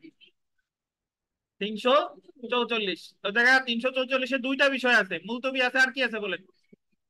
রিমান্ডে পাঠানো, একটা হলো বিচারিক পর্যায়ে রিমান্ড, সেটাও 344, আর সময়ের আবেদনও কত? 344। 344-এর সময়ের আবেদন মঞ্জুর বা নামঞ্জুর হইলে ফৌজদারি মামলার প্রতিকার ছিল কি? প্রতিকার ছিল রিভিশন। আচ্ছা, এবার আমরা দেখেন, তাহলে দেওয়ানি মামলা তো শুরু হয়ে গেল। এখন দেওয়ানি মামলা শুরু হয়ে গেলে অনেক সময় বাদী অসুস্থ, অনেক সময় বিবাদী অসুস্থ। এখন তাদের পদক্ষেপ নেওয়ার জন্য আমরা কিসের দরখাস্ত দিব? সময়ের আবেদন, যাতে মামলাটা মুলতবি করা হোক। তাহলে দেওয়ানি মামলায় সকল সময়ের দরখাস্ত দেয় কত আদেশে? 17 আদেশে। এবং এই যে যে সময়ের দরখাস্ত, এটারে বলে কি? মুলতবি বা স্থগিতকরণ। ইংলিশে কি বলে? অ্যাডজর্নমেন্ট। কত আদেশে? 17 আদেশে। দেখেন আমরা একটু পড়ি মুলতবি অর্থ। আইনে মুলতবি বা অ্যাডজর্নমেন্ট অর্থ হলো আদালতের কার্যপ্রণালীতে কোনো মামলার শুনানি পরবর্তী কোনো তারিখ পর্যন্ত আন্ডারলাইন করা, স্থগিত করা বা কি করা? মুলতবি করা। শুনানি কোনো নির্দিষ্ট তারিখ পর্যন্ত আন্ডারলাইন করবেন, কিংবা অনির্দিষ্ট কালের জন্য মুলতবিটা করা যেতে হতে পারে আর কি। সাধারণ নিয়ম হলো কোনো মকদ্দমার শুনানি শুরু হলে তা চলমান থাকবে, কিন্তু বাস্তবিক অর্থে আন্ডারলাইন করেন হঠাৎ অসুস্থতা, দুর্ঘটনা বা এড়ানো যায় না এমন অবস্থার প্রেক্ষাপটে মকদ্দমার কোনো পক্ষ আদালতে হাজির নাও হতে পারে, এবং তখন শুনানি মুলতবির আবেদন করা কি হয়? প্রয়োজনীয় হয়। কারণ আপনি যদি মুলতবি আবেদন না করেন, ধরেন বিবাদী হাজির হতে পারে নাই, বিবাদী সময়ের আবেদন প্রার্থনা করলো যে ওনার আমি ট্রিটমেন্টের জন্য ভারত যাচ্ছি, তখন আদালত সময় আবেদন মঞ্জুর করবে। কিন্তু যদি উনি কি কারণে হাজির না হয়, কোনো পদক্ষেপও নেয় নাই, সময়ের আবেদনও করে নাই, তখন আদালত কি দেবে? Ex parte degree. বুঝেন কিনা? কারণ শুনানির দিন বাদী আসছে, বিবাদী আসে নাই, তাহলে কি দেয়? একতরফা ডিগ্রি দেয় না? তাহলে নর্মালি ফৌজদারি মামলায় কি হয়? আসামি আসতে পারে নাই, আসামি আসতে না পারলে সময়ের আবেদন দেয় যে সে অসুস্থ, এই কারণে আসতে পারে নাই। কিন্তু আপনি যদি সময়ের আবেদনও না করেন বা কোনো পদক্ষেপ নেন নাই, তাহলে কি হয়ে যাবে? ওয়ারেন্ট হয়ে যাবে। বুঝতে পারছেন? তাহলে দেওয়ানি মামলার ক্ষেত্রেও তাই, যে আপনি বাদী অসুস্থ থাকেন বা বিবাদী অসুস্থ থাকেন, অবশ্যই আদালতে এই বিষয়ে অবগত করে আদালতের কাছ থেকে কি নিতে হবে? সময় নিতে হবে। এই যে সময়ের যে আবেদনটা, এটাই দেওয়ানি কার্যবিধির কত আদেশে আছে? 17 আদেশ।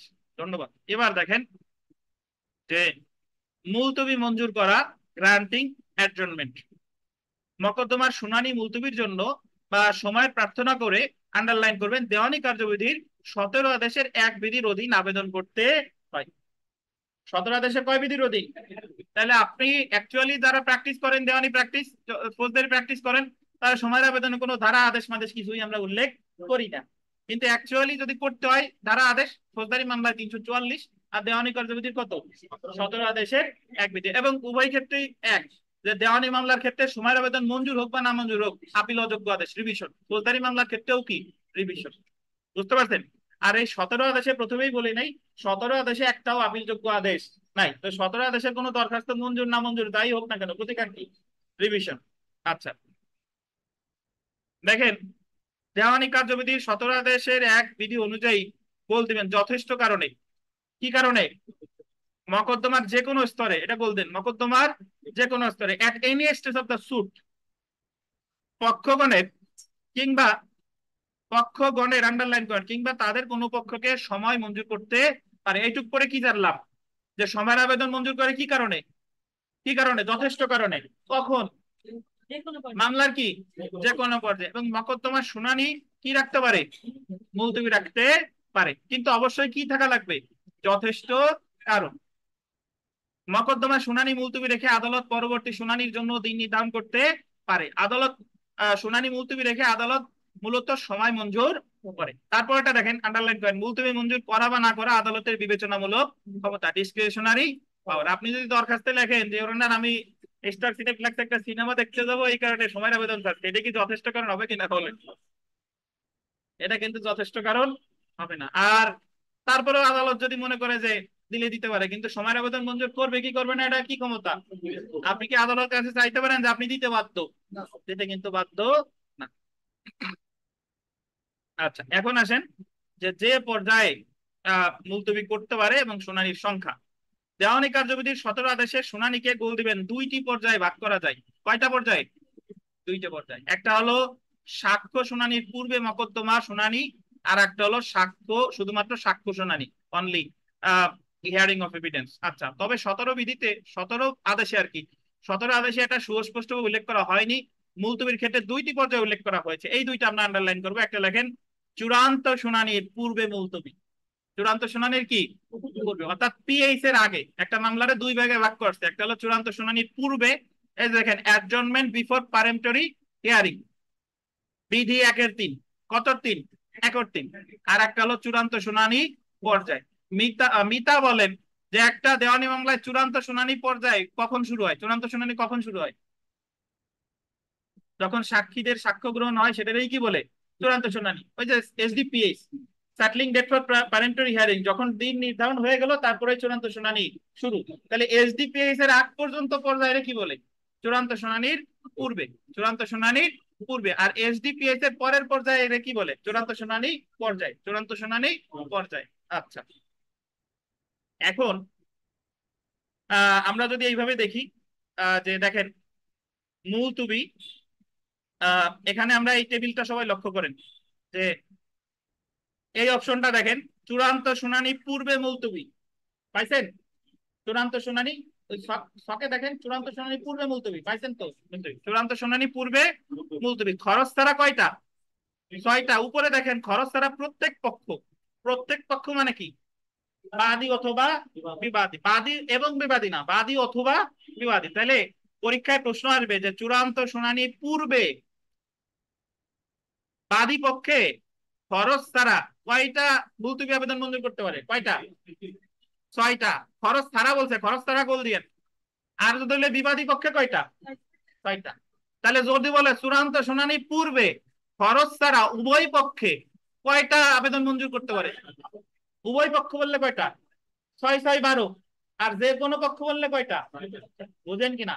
যদি বলে যে চূড়ান্ত শুনানির পূর্বে খরচ ছাড়া আদালত বাদী পক্ষের অনুকূলে কয়টা আবেদন মঞ্জুর করতে পারে? 6টা। বিবাদী পক্ষে কয়টা? যদি বলে বাদী বিবাদী উভয় পক্ষে মঞ্জুর করতে পারে খরচ ছাড়া কয়টা? বুঝেন কিনা? আচ্ছা, এবার দেখেন চূড়ান্ত শুনানি পূর্বে খরচ সহ প্রত্যেক পক্ষে, খরচ সহ কয়টা? 3টা। তার মানে খরচ সহ বাদী পক্ষে কয়টা? 3টা। বিবাদী পক্ষে কয়টা? মোট কয়টা? উভয় পক্ষে কয়টা? 6টা। বুঝেন কিনা?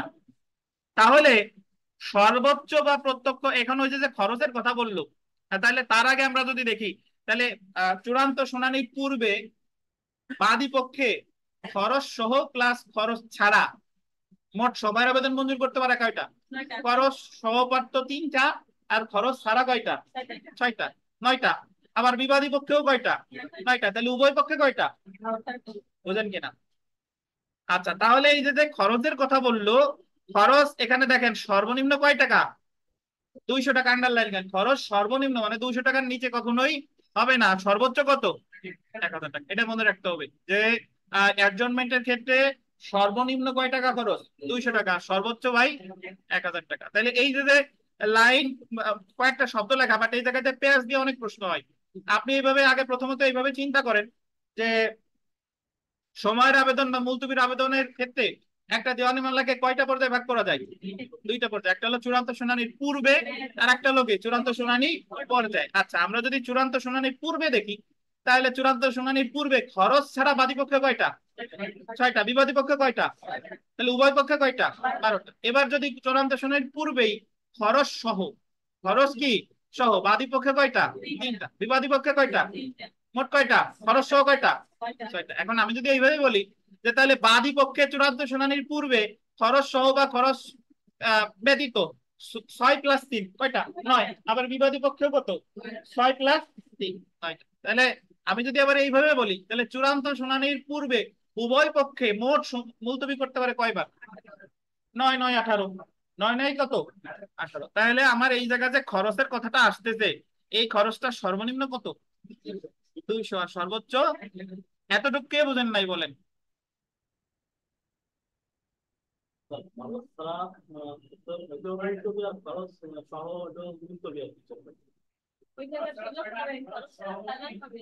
আপনি সময়ের আবেদন শুনেন, আমি বলি। আচ্ছা, আমি বলি, সময়ের আবেদন আপনি বাদী হিসেবে অসুস্থ, তখন আদালতে সময়ের আবেদন করছেন, তখন আদালত আপনার খরচ ছাড়া, মানে আপনার কোনো খরচ টরচ দেওয়া লাগবে না, খরচ ছাড়া কয়বার? 6বার। খরচ ছাড়া 6বার। আর 6বার পরে যখন 7বারের মাথায় যাবেন, তখন আদালত দিতে হবে কি? খরচ। বুঝেন কিনা? বুঝতে পারছেন বিকাশ?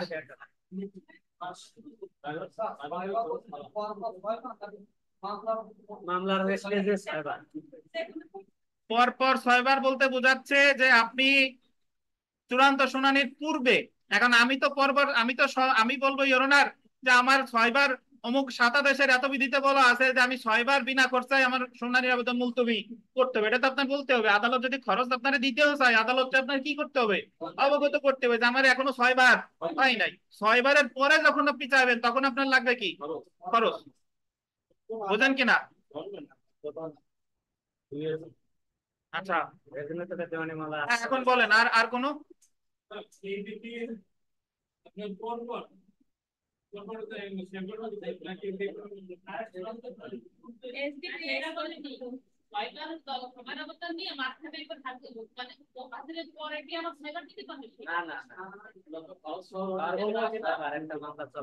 পরপর বলতে আপনি কি বুঝাচ্ছেন?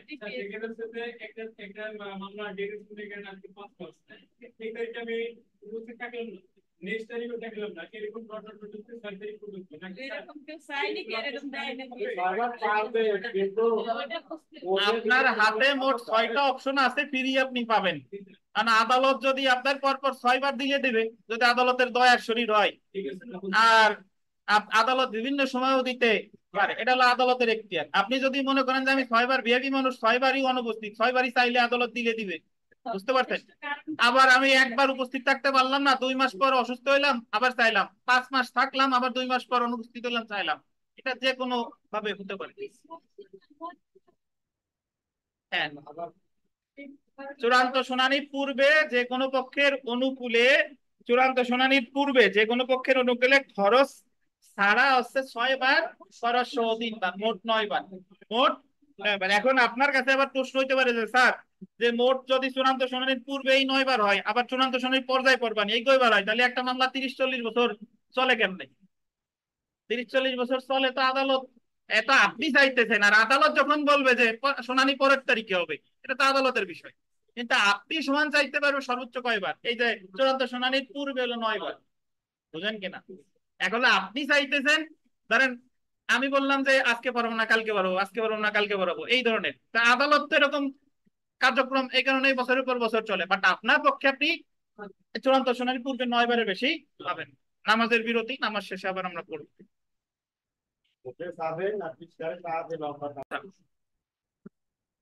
বিরতির পর ক্লাস শুরু করি। দেখেন যে তাহলে আমরা চূড়ান্ত শুনানির পূর্বে পেলাম, চূড়ান্ত শুনানির পূর্বে প্রতিটা পক্ষ খরচ ছাড়া 6 বার, মানে বাদী 6 বার, বিবাদী 6 বার, আর খরচ সহ 3 বার, বাদী 3 বার, বিবাদী 3 বার। আর এই খরচটা 200 টাকা, সর্বোচ্চ কত?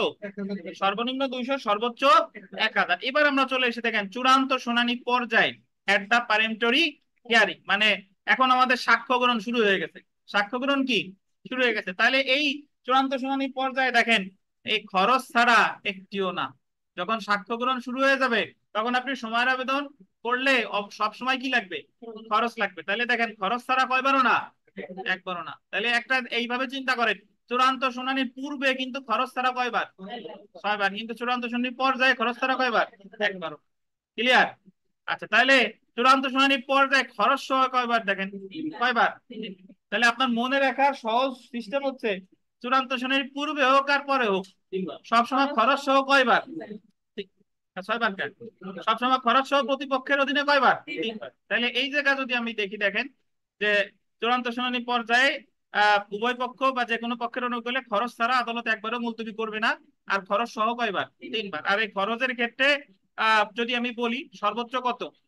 1000, আর সর্বনিম্ন 200 টাকা। তাহলে মনে রাখবেন। এখন তাহলে আমি যদি আপনাকে বলি যে তাহলে আপনি বলতে পারেন যে একটা মামলায় তাহলে বাদী পক্ষে সময়ের আবেদন আদালত মঞ্জুর করতে পারে সর্বোচ্চ কয়বার? পূর্ব আর পর্যায় মিলাইয়া, তাহলে ওই জায়গা হলো 6, 3, 9, আর এই জায়গা হলো 3, কয়বার? 12 বার। আর বিবাদী পক্ষেও কতবার?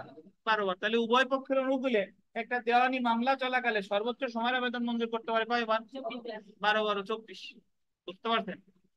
তো সলিমুল্লাহ বলেন, লাগবে না আপনি, সলিমুল্লাহ আপনি ওদিক সলিমুল্লাহ বলেন যে চূড়ান্ত শুনানি পর্যায়ে তাহলে কে কে আবেদন করতে পারে সময়ের? যে কোনো পক্ষ মানে কে কে বলেন?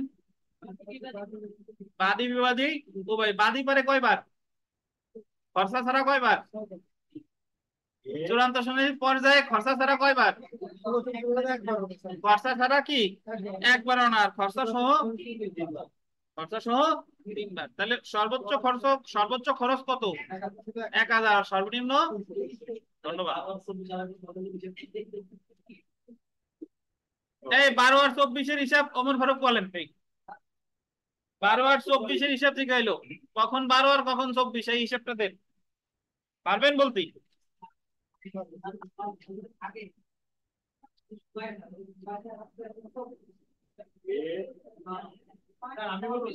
বলেন বলেন।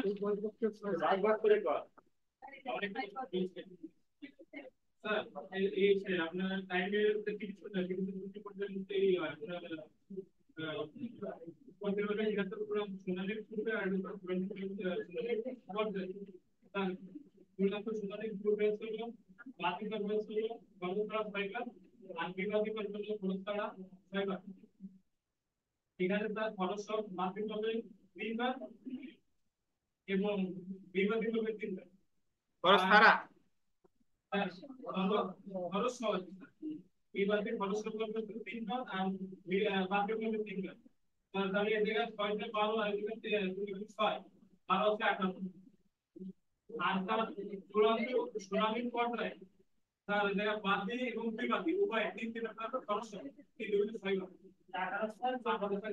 এই বিকাশ শুনেন, আপনি ধরেন একটা মামলার বাদী, তাহলে আপনি চূড়ান্ত শুনানির পূর্বে খরচ ছাড়া আপনার পক্ষে আবেদন মঞ্জুর করবে কয়বার? 6বার। আর খরচ সহ কয়বার? 3বার। তাহলে হয়তো হলো কয়বার? 9বার। আর চূড়ান্ত শুনানি শুরু হয়ে গেছে, তাইলে আপনি খরচ ছাড়া তো একবারও না, খরচ সহ কয়বার? 3বার। তাহলে আপনি 9 আর 3 কত? 12। তাহলে আপনি একটা মামলায় বাদী পক্ষ আবেদনের সময়ের আবেদন মঞ্জুর করবে মোট কয়বার? 12বার। তাহলে বাদী পক্ষের অনুকূলে যদি 12বার হয়, তাহলে বিবাদীর পক্ষেও কত? 12। তাহলে 12 কত? 24। বুঝতে পারছেন? আচ্ছা, অনলাইনে যারা আছেন বুঝছেন কিনা ভাই? এবং এই যে যে ফুট নোটে দেখেন পিএইচ এর ব্যাখ্যা দিছে পারেমটরি হিয়ারিং, এটা আমরা আগে থেকে জানি নাকি? পারেমটরি হিয়ারিং মানে কি? চূড়ান্ত শুনানি বা ফাইনাল হিয়ারিং। বুঝতে পারছেন? আচ্ছা, এখন আমরা চলে আসি ব্যাখ্যাতে, চলে আসি। দেখেন ব্যাখ্যা, আপনি যদি আমি এতক্ষণ যা বুঝাইলাম এটা যদি বুঝেন, তাহলে এই ব্যাখ্যা ট্যাখ্যা সব আপনার বুঝতে পারবেন। দেখেন, চূড়ান্ত শুনানির আগে মানে বিফোর পারেমটরি হিয়ারিং আদালত প্রত্যেক পক্ষকে খরচ ছাড়া উইদাউট কস্ট বল দিবেন 6টি মুলতবি মঞ্জুর করতে পারে, এবং খরচ সহ মানে উইথ কস্ট কয়টা? 3টা। অর্থাৎ চূড়ান্ত শুনানির পূর্বে প্রত্যেক পক্ষকে খরচ বাদে 6টা আর খরচ সহ কয়টা? 3টা। মোট কয়টা? মূল 9টি মুলতবি করতে পারে। এটা প্রত্যেক পক্ষকে, উভয় পক্ষ না, কি প্রত্যেক পক্ষ। অন্যদিকে চূড়ান্ত শুনানি পর্যায়ে একটা পারেমটরি হিয়ারিং খরচ ছাড়া উইদাউট কস্ট কোনো মুলতবি মঞ্জুর করার বিধান নেই। কিন্তু ন্যায় বিচারের স্বার্থে এবং খরচ সহ আদালত প্রত্যেক পক্ষকে আন্ডারলাইন করেন সর্বোচ্চ 3টি মুলতবি মঞ্জুর করতে পারে। বুঝেন কিনা? আচ্ছা, আর পরেরটা দেখেন, খরচ সহ মুলতবি মঞ্জুর করার ক্ষেত্রে আদালত সর্বনিম্ন কয়টা? 200 টাকা এবং সর্বোচ্চ কত? 1000 টাকা খরচ প্রদানের নির্দেশ দিতে পারে। আচ্ছা, এরপরে দেখেন, যে পক্ষের মুলতবি মঞ্জুর করা হয় সেই পক্ষ অন্য পক্ষকে মুলতবি খরচ প্রদান করবে। অর্থাৎ বাদী যদি আবেদন করে, বাদীকে বললো যে তুমি 200 টাকা দিবা, তাহলে 200 টাকাটা পাবে কে? বিবাদী। বিবাদীরে বললো তুমি 200 টাকা দিবা, এটা পাবে কে? বাদী। দেখেন, তবে এটা আন্ডারলাইন করেন, যে ক্ষেত্রে উভয় পক্ষ মুলতবির আবেদন করে, বাদী বিবাদী উভয়ই কি মুলতবির আবেদন করছে, এবং আদালত খরচ সহ মুলতবি কি করে? মঞ্জুর করে, উক্ত ক্ষেত্রে আদালত মুলতবি খরচ বল দিবেন রাজস্ব হিসেবে রাষ্ট্রীয় অনুকূলে প্রদান করতে প্রত্যেক পক্ষকে আদেশ প্রদান করবে। অর্থাৎ উভয় পক্ষেরই যদি খরচ প্রদানের নির্দেশ দেয়, তখন টাকাটা পাবে কি? রাষ্ট্র। এখন আপনি বলতে পারেন যে স্যার উভয় পক্ষ কেন চাই? উভয় পক্ষ চাইতে পারে না, বাদীও অসুস্থ বিবাদীও কি অসুস্থ, তাহলে উভয় পক্ষই তো সময় চাইতে পারে। তাহলে আদালত যদি খরচ মঞ্জুর করে, তাহলে খরচটা পাবে কি? রাষ্ট্র। যখন উভয় পক্ষই, পরীক্ষায় প্রশ্ন আসছিল যে যখন উভয় পক্ষই মুলতবি খরচ দেয়, তাহলে পাবে কে? রাষ্ট্র। আচ্ছা, তাহলে দেখেন, সুতরাং সর্বনিম্ন মুলতবি খরচ কত টাকা? 200 টাকা, এবং সর্বোচ্চ কত? 1000। এবার আমরা চলে আসি, দেখেন ব্যর্থতার ফলাফল, আন্ডারলাইন করেন। খরচ প্রদানে ব্যর্থতার ফলাফল, মানে বাদীরে বলছিল টাকা দাও, বাদী পারে নাই, বিবাদীরে বলছিল টাকা দাও, বিবাদী পারে নাই, তাহলে কি হবে? আমরা একটা জিনিস সেটা কল্পনা করেন যে বাদীর ব্যর্থতার কারণে সবসময় মামলা হয় কি? আচ্ছা এই যে দেখেন,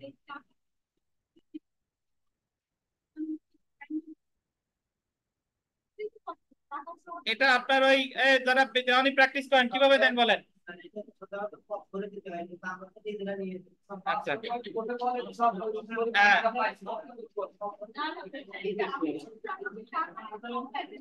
জি জি জি জি জি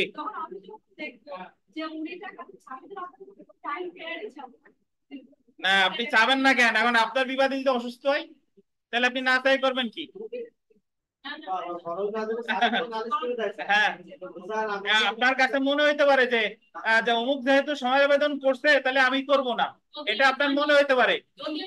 না আপনি জানলেনই, কিন্তু যদি আপনার বিবাদীও কোনো কাজে থাকে আর আপনার বাদীও কোনো কাজে থাকে, তখন আপনি উকিল হাজির হলে তবে না, উভয় পক্ষই সময় আবেদন করছে, বুঝতে পারছেন? আপনার কাছে আপাত দৃষ্টিতে মনে হচ্ছে যে অমুক চাইতে আমি যাবো না, কিন্তু আপনি না চেয়ে যাবেন কোথায় যদি আপনার বিবাদী না থাকে?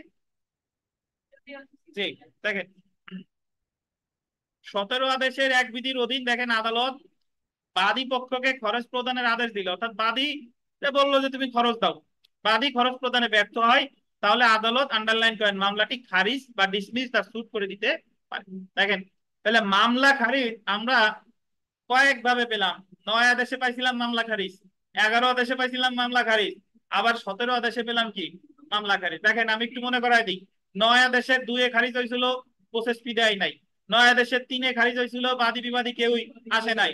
9 আদেশের 5 এ খারিজ হয়েছিল, সমন জারির জন্য আবার আবেদন করে নাই। 9 আদেশের 8 এ খারিজ হয়েছিল, শুনানির দিন বিবাদী আসছে, বাদী আসে নাই। 11 আদেশের 21 এ খারিজ হয়েছিল, বাদীরে প্রশ্নমালা দিছে, বাদীরে দলিল পরিদর্শন করাইতে বলছে, দেখাই নাই, খারিজ। আবার এই জায়গা খারিজ হচ্ছে কিসের কারণে? বাদীরে বলছে যে তুমি খরচ দাও, সে খরচ দিতে পারে না। তাহলে মামলা খারিজ কিন্তু বিভিন্ন জায়গায় আছে, কিন্তু যদি বলে আরজি খারিজ, আরজি খারিজ শুধুমাত্র এক জায়গায় আছে, কোথায়? 7 আদেশের 11, 7 আদেশের 11 আরজি খারিজ আছে, 7 আদেশের 11। আর মামলা খারিজ কিন্তু আমাদের দেওয়ানি কার্যবিধির সামনেও বেশ কয়েক জায়গায় পাবো, মামলা খারিজ আছে একাধিক জায়গায়। এবং কখনো মামলা খারিজ হচ্ছে অনুপস্থিতির কারণে, কখনো মামলা খারিজ হচ্ছে সমন জারির আবেদন করি নাই, কখনো মামলা খারিজ হচ্ছে প্রশ্নমালার উত্তর দিতে পারে নাই, কখনো মামলা খারিজ হচ্ছে খরচ দিতে পারি নাই। বুঝতে পারছেন? তাহলে মামলা খারিজের কিন্তু কোনো কারণ কি ফিক্স না। আবার এই যে যতগুলো মামলা খারিজ আমরা পেলাম এখন পর্যন্ত, তার ভিতরে শুধুমাত্র এক জায়গায় আপিল যোগ্য আদেশ, 11 আদেশের 21, 11 আদেশের 21। আর ওই যে 9 আদেশের 2 বলেন, 3 বলেন, 5 বলেন, 8 বলেন, এই যে 17 আদেশের 1 বলেন, এই জায়গার এই সকল মামলা খারিজ কি? আপিল অযোগ্য। তার মানে কি করা যাবে? রিভিশন করা যাবে। কিন্তু আরজি খারিজের বিরুদ্ধে সবসময় কি করা যায়? আপিল করা যায়, কারণ আরজি খারিজ একটা কি? Decree, decree. আচ্ছা দেখেন, আবার আবার দেখেন, এখন বাদী খরচ না দিতে পারলে বাদীর মামলা হচ্ছে খারিজ। তাহলে যদি বিবাদী না দিতে পারে, দেখেন বিবাদী পক্ষকে খরচ প্রদানের আদেশ দিলে যদি বিবাদী আন্ডারলাইন করেন খরচ প্রদানে কি? ব্যর্থ হয়। যদি বিবাদী ব্যর্থ হয়েছে তাহলে আদালত মামলাটি আন্ডারলাইন করেন একতরফা সূত্রে নিষ্পত্তির আদেশ দিতে পারে। একতরফা সূত্রে নিষ্পত্তি আর কোথায় কোথায় পাইছি বলেন? 8-এর 1-এ পাইলাম, আর এই যে কত? 17-তে। 8-এর 1-এ কেন হয়েছিল মিতা একতরফা সূত্রে নিষ্পত্তি? 60 কার্য দিবসের মধ্যে লিখিত জবাব দিতে ব্যর্থ হইলে একতরফা নিষ্পত্তি, নাকি? আর এই জায়গায় একতরফা নিষ্পত্তি কেন করতেছে? খরচ প্রদানে যদি কি হয়? ব্যর্থ হয়, তাহলে একতরফা নিষ্পত্তি। আর একতরফা ডিক্রি কারে বলে? একতরফা ডিক্রি হলো বিবাদী যখন 9 আদেশের 6 বিধিতে কি আসে নাই। বুঝেন কিনা? আচ্ছা, তাহলে আপনার এই জায়গায় দুইটা জিনিস মনে রাখতে হবে, কি মাথা ঘুরাই যায় তাই এটা।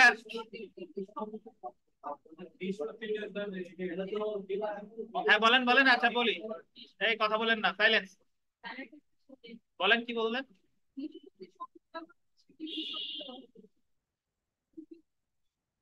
আচ্ছা কনফিউজড। ধন্যবাদ ধন্যবাদ। শুনেন, অনেকটা মামলা খারিজ আর আরজি খারিজের মতো একতরফা ডিক্রি হয় সবসময় একটা ক্ষেত্রেই, যখন ওই যে আপনার শুনানির দিন বাদী আসছে, বিবাদী আসে নাই। এই এলো 9 আদেশের 6 একতরফা ডিক্রি। আর একতরফা নিষ্পত্তি বিভিন্ন ক্ষেত্রে হতে পারে, যেরকম আপনি লিখিত জবাব দাখিলের সময় ষাটকর্য দিবস, আপনি লিখিত জবাব দাখিল করতে পারেন নাই, তখন হলো একতরফা নিষ্পত্তি।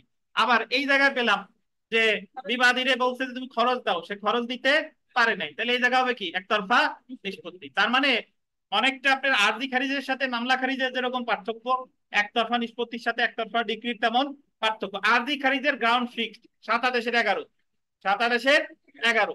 আর মামলা খারিজ কিন্তু বিভিন্ন সময় বিভিন্ন কারণে হচ্ছে, একটু আগেই বললাম। ঠিক একই ভাবে একতরফা ডিক্রির গ্রাউন্ড ফিক্সড, শুনানির দিন বাদী আসছে বিবাদী আসে নাই, বুঝেন কিনা? কিন্তু একতরফা নিষ্পত্তি বিভিন্ন সময় বিভিন্ন ভাবে হচ্ছে, যে লিখিত জবাব দাখিল করতে পারি নাই 60 কার্য দিবসের মধ্যে, একতরফা নিষ্পত্তি। আবার এই যে খরচ দিতে বলছে, খরচ দিতে পারি নাই, মামলা কি একতরফা নিষ্পত্তি। বুঝতে পারছেন? আচ্ছা আচ্ছা, জি জি, আচ্ছা এখন এই আশা করি বুঝতে পারছেন নাকি?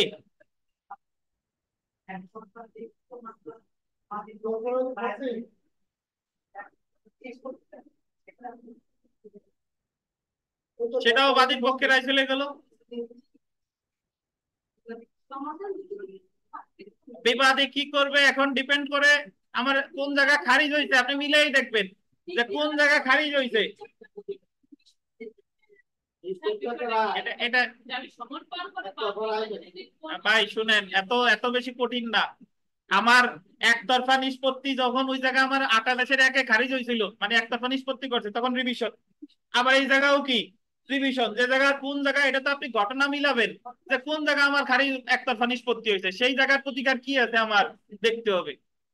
আপনি সব রোগের এক ওষুধ খালি তো হবে না, দেখতে হবে যে আমার কোন রোগ হয়েছে, এখন কি ঔষধ খাওয়া লাগবে। বুঝতে পারছেন? একতরফা ডিক্রির বিরুদ্ধে 9 আদেশের 6-এ আপনার ওষুধ ছিল 4টা। ওষুধ ছিল কয়টা? 4টা। আর একতরফা নিষ্পত্তি হলে একটা ওষুধ কমন, সেটা হলো রিভিশন। কারণ আর কিছু আছে কিনা সেটা আমরা দেখতেছি।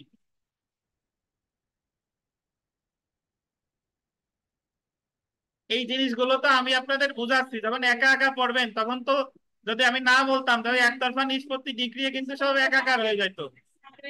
দেখেন দেখেন তো দেখেন, এখন আমরা দেখি যে এই যে যে আমার বাদী খরচ না দিলে বাদীর মামলা হচ্ছে কি খারিজ, আর বিবাদী যদি খরচ না দিলে বিবাদীর মামলা হচ্ছে কি একতরফা নিষ্পত্তি। এখন আমরা একটা জিনিস জানি যে মামলা খারিজ হোক বা নিষ্পত্তি হোক, এই জায়গায় প্রতিকার একটা আছে অলরেডি, না পড়েই জানি কি রিভিশন।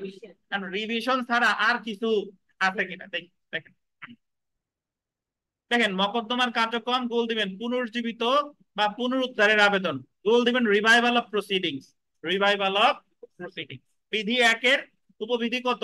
7। মানে 17 আদেশের 1 বিধির উপবিধি কত? 7।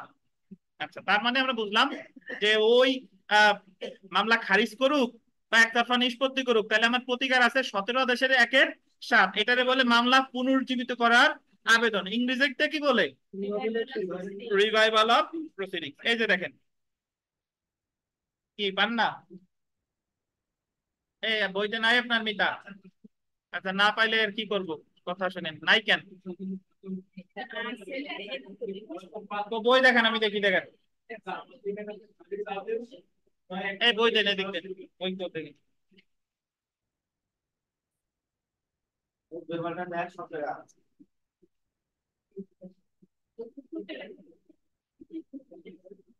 এই যে তো, এই যে খারিজ আদেশ একতরফা সরাসরি বাতিল, এটা পড়ে।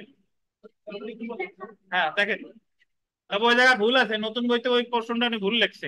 আগে শুনেন, দেখেন ওই জায়গায় ভুল আছে। আগে আমার কথা শুনেন, ওটা নিজেরাই সংশোধন করে ফেলতে পারবেন, সমস্যা নাই। দেখেন, খরচা প্রদানে ব্যর্থ হওয়ার কারণে যদি বিধি 1-এর 3 ও 4-এর অধীন কোন মামলা, আন্ডারলাইন করেন, খারিজ কিংবা একতরফা নিষ্পত্তি হয়, যে পক্ষের কারণে খারিজ বা একতরফা নিষ্পত্তি হয়েছে সেই পক্ষ খারিজ বা একতরফা নিষ্পত্তির তারিখ হইতে গোল দিবেন 30 দিনের মধ্যে। কয় দিনের মধ্যে?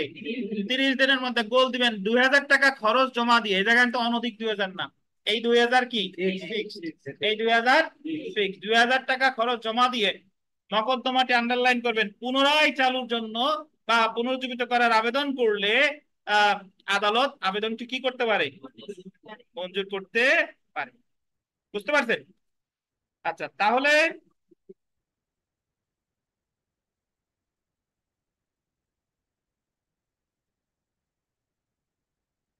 তাহলে দেখেন যে খরচ প্রদানে ব্যর্থ হওয়ার কারণে তাহলে আমার আবেদন করতে হবে কয়দিনের মধ্যে? 30 দিনের মধ্যে। কত টাকা? 2000 টাকা। পুনরায় চালুর জন্য বা পুনর্জীবিত করে আবেদন করতে পারে, এবং এই আবেদনটাকে কি বলে? রিভাইভাল অফ প্রসিডিং বা পুনর্জীবিত বা পুনরুদ্ধারের আবেদন। অর্থাৎ 30 দিনের মধ্যে 2000 টাকা খরচ দিয়ে মকদ্দমার কার্যক্রমটি পুনর্বহালের আবেদন করতে হবে। অর্থাৎ বাদীর মামলা খারিজ হলে বাদীর প্রতিকারও পুনরুদ্ধারের আবেদন বা পুনর্জীবিত করার আবেদন, বিবাদীর মামলা একতরফা নিষ্পত্তি হলে উনারও কি একই আবেদন। টাকা লাগবে কত? 2000। কত দিনের মধ্যে? 30 দিনের মধ্যে। কোন আদালতে? যে আদালতে আবেদনটা মানে আমার বিচারিক আদালতে আর কি। জি। তাহলে দেখেন, অধিকতর কোনো কার্যক্রম গ্রহণ ছাড়া মকদ্দমাটি শুনানির জন্য বল দিবেন পুনর্জীবিত হবে এবং আদালত জমাকৃত খরচ অন্য পক্ষকে দেওয়া, আদালতে জমাকৃত খরচ অন্য পক্ষকে দেওয়া হবে। বুঝতে পারছেন? তাহলে 2000 টাকা যদি বাদী দেয় পাবে কে? বিবাদী। আর যদি বিবাদী দেয় পাবে কে? বাদী। আচ্ছা, তাহলে এখন আমার প্রশ্ন এসে যায় যে যদি পুনর যে আবেদনটা আমি 17-1-এর সাথে 2000 টাকা দিয়ে করতেছি, এটা যদি নামঞ্জুর হয়, আমি আগেই বলে দিচ্ছি যে 17 আদেশে কোনো আপিলযোগ্য আদেশ নাই। তাহলে 17 আদেশে যাই করুক না কেন সবসময় কি রিভিশন। এটা মনে রাখতে হবে, 17 আদেশে সময়ের আবেদন রিলেটেড যা খুশি তাই করুক না কেন অলওয়েজ প্রতিকার কি রিভিশন।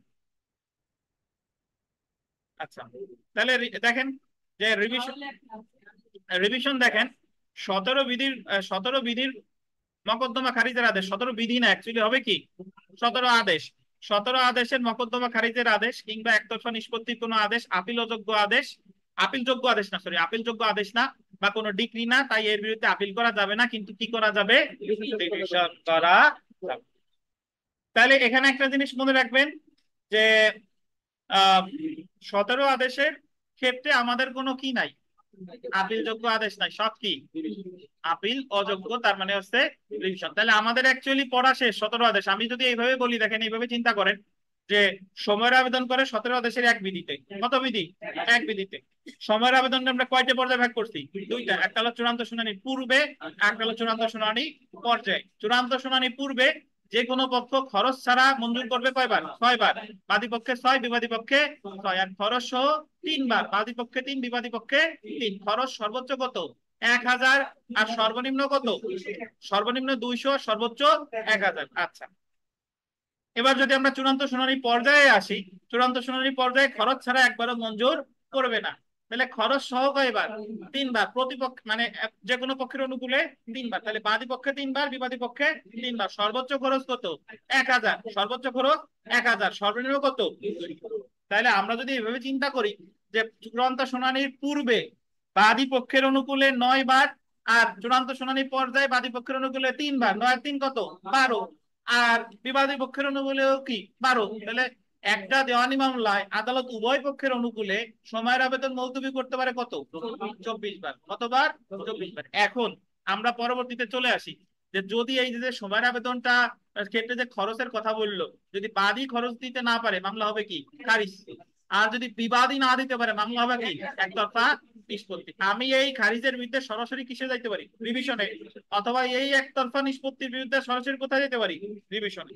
আচ্ছা, আমি যদি রিভিশনে না যাই তাহলে আমার আর কি প্রতিকার আছে? এটাকে বলে পুনর্জীবিত বা পুনরুদ্ধারের আবেদন। ইংলিশে কি বলে? Revival of proceeding. 17 আদেশের 1-7। এখন রিভাইভাল অফ প্রসিডিংস এর ক্ষেত্রে আমার আবেদন করতে হবে কত দিনের মধ্যে? 30 দিনের মধ্যে। কত টাকা? 2000 টাকা। এখন এই আবেদনটাও যদি না মঞ্জুর হয় বা মঞ্জুর না মঞ্জুর যাই হোক না কেন, সংক্ষুব্ধ পক্ষের প্রতিকার কি?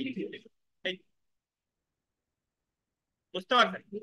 এখন আমরা যখন লিখিত পরীক্ষা একটা প্রশ্ন পড়বো পড়া আছে এই 17 আদেশে, আপনি যা জানেন এটাই বিস্তারিতভাবে ব্যাখ্যা করতে হবে। লিখিত পরীক্ষার প্রশ্নটা সেরকম যে উভয় পক্ষ যদি একমত হয় তবুও আদালত সময়ের আবেদন মঞ্জুর করতে বাধ্য না। ধরেন আপনার 12-12, 24বার হয়ে গেছে। এখন উভয় পক্ষ একমত, বাদী চাচ্ছে হোক বিবাদী চাচ্ছে হোক, তবুও আদালত মঞ্জুর করবে কিনা বলেন? আইনে কি আছে? আইনে সর্বোচ্চ কয়বার? 24বার। তাহলে 25বার উভয় পক্ষ একমত, 25বার কি আদালত মঞ্জুর করতে পারবে? পারবে না। তাহলে এই প্রশ্নের উত্তর আবার লিখতে হবে এইভাবে যে সময়ের আবেদনটা দুই ভাগে ভাগ করা যায়। যে চূড়ান্ত শুনানি পূর্বে, চূড়ান্ত শুনানির পর্যায়ে, চূড়ান্ত শুনানির পূর্বে বাদী কিভাবে কিভাবে পারে, খরচ সহ খরচ ছাড়া, বিবাদী খরচ সহ খরচ ছাড়া, সর্বোচ্চ খরচ কত, সর্বনিম্ন খরচ কত। তারপরে চূড়ান্ত শুনানি পরে পর্যায়ে যদি বলি, খরচা ছাড়া একবারও না, খরচা সহ 3 3 6 বার, সর্বোচ্চ খরচ কত, সর্বনিম্ন খরচ কত। যদি খরচ দিতে না পারে তাহলে কি হয়, তারপরে খরচ দিতে না পারলে প্রতিকার কি, সব আলোচনার পরে শেষে বলবো যে যে কয়বার আইনে আছে তার বাইরে উভয় পক্ষ যদি একমত হয় তবুও আদালত কি সময়ের আবেদন বাড়াইতে পারবে না। বুঝতে পারছেন? যদি আপনি তো বুঝেন তাহলে তো এইভাবে লেখা যাবে, আর যদি না বুঝেন তাহলে দিনেশের বাসায় কেরা বের হয়ে যাবে।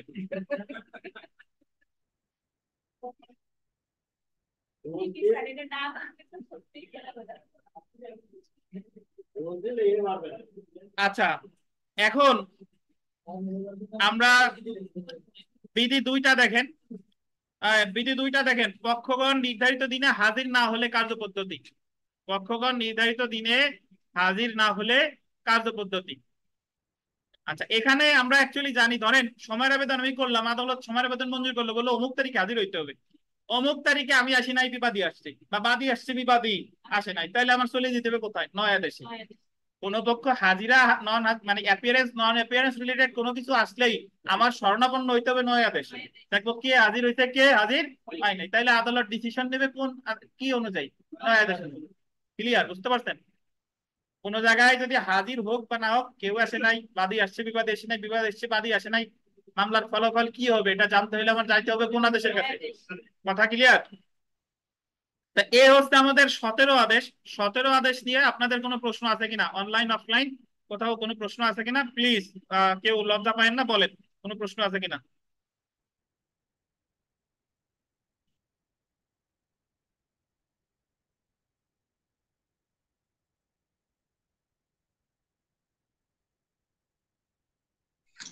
এই খরচটা নিয়ে আমি সত্যি কেরাবেরায় পড়ে গেছি ভাইয়া।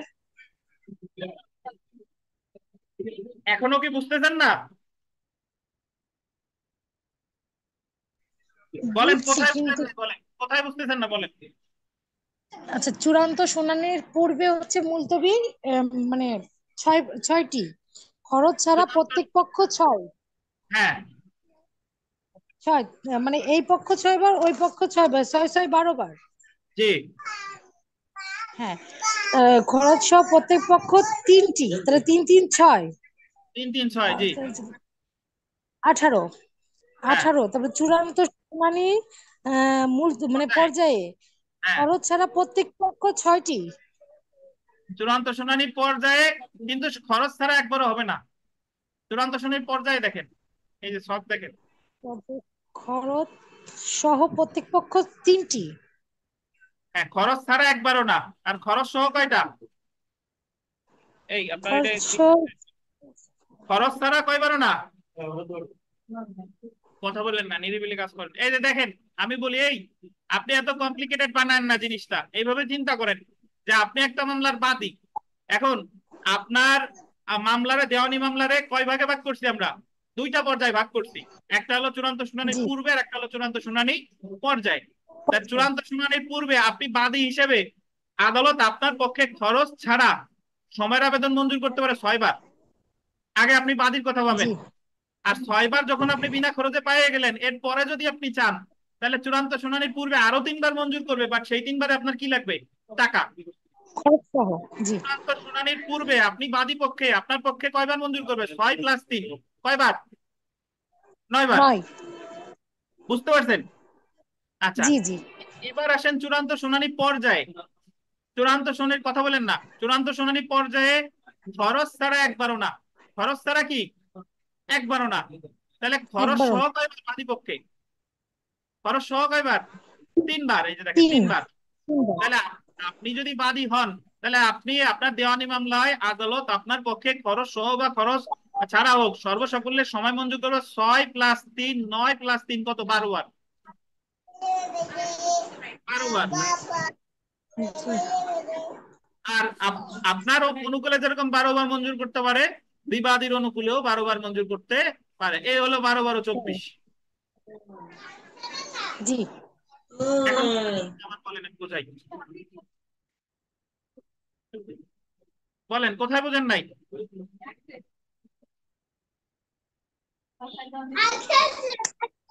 জি, বুঝতে পারছি। আচ্ছা, তারপরেও যদি না বুঝেন এই ক্লাস রেকর্ডিংটা দেখেন, আর তারপরেও না জি বুঝলে জি আগামী ক্লাসে অবগত করেন। জি। ধন্যবাদ। আচ্ছা, আমরা বিগত বছরের প্রশ্ন দেখি ভাই, কথা বলেন না, দেখেন।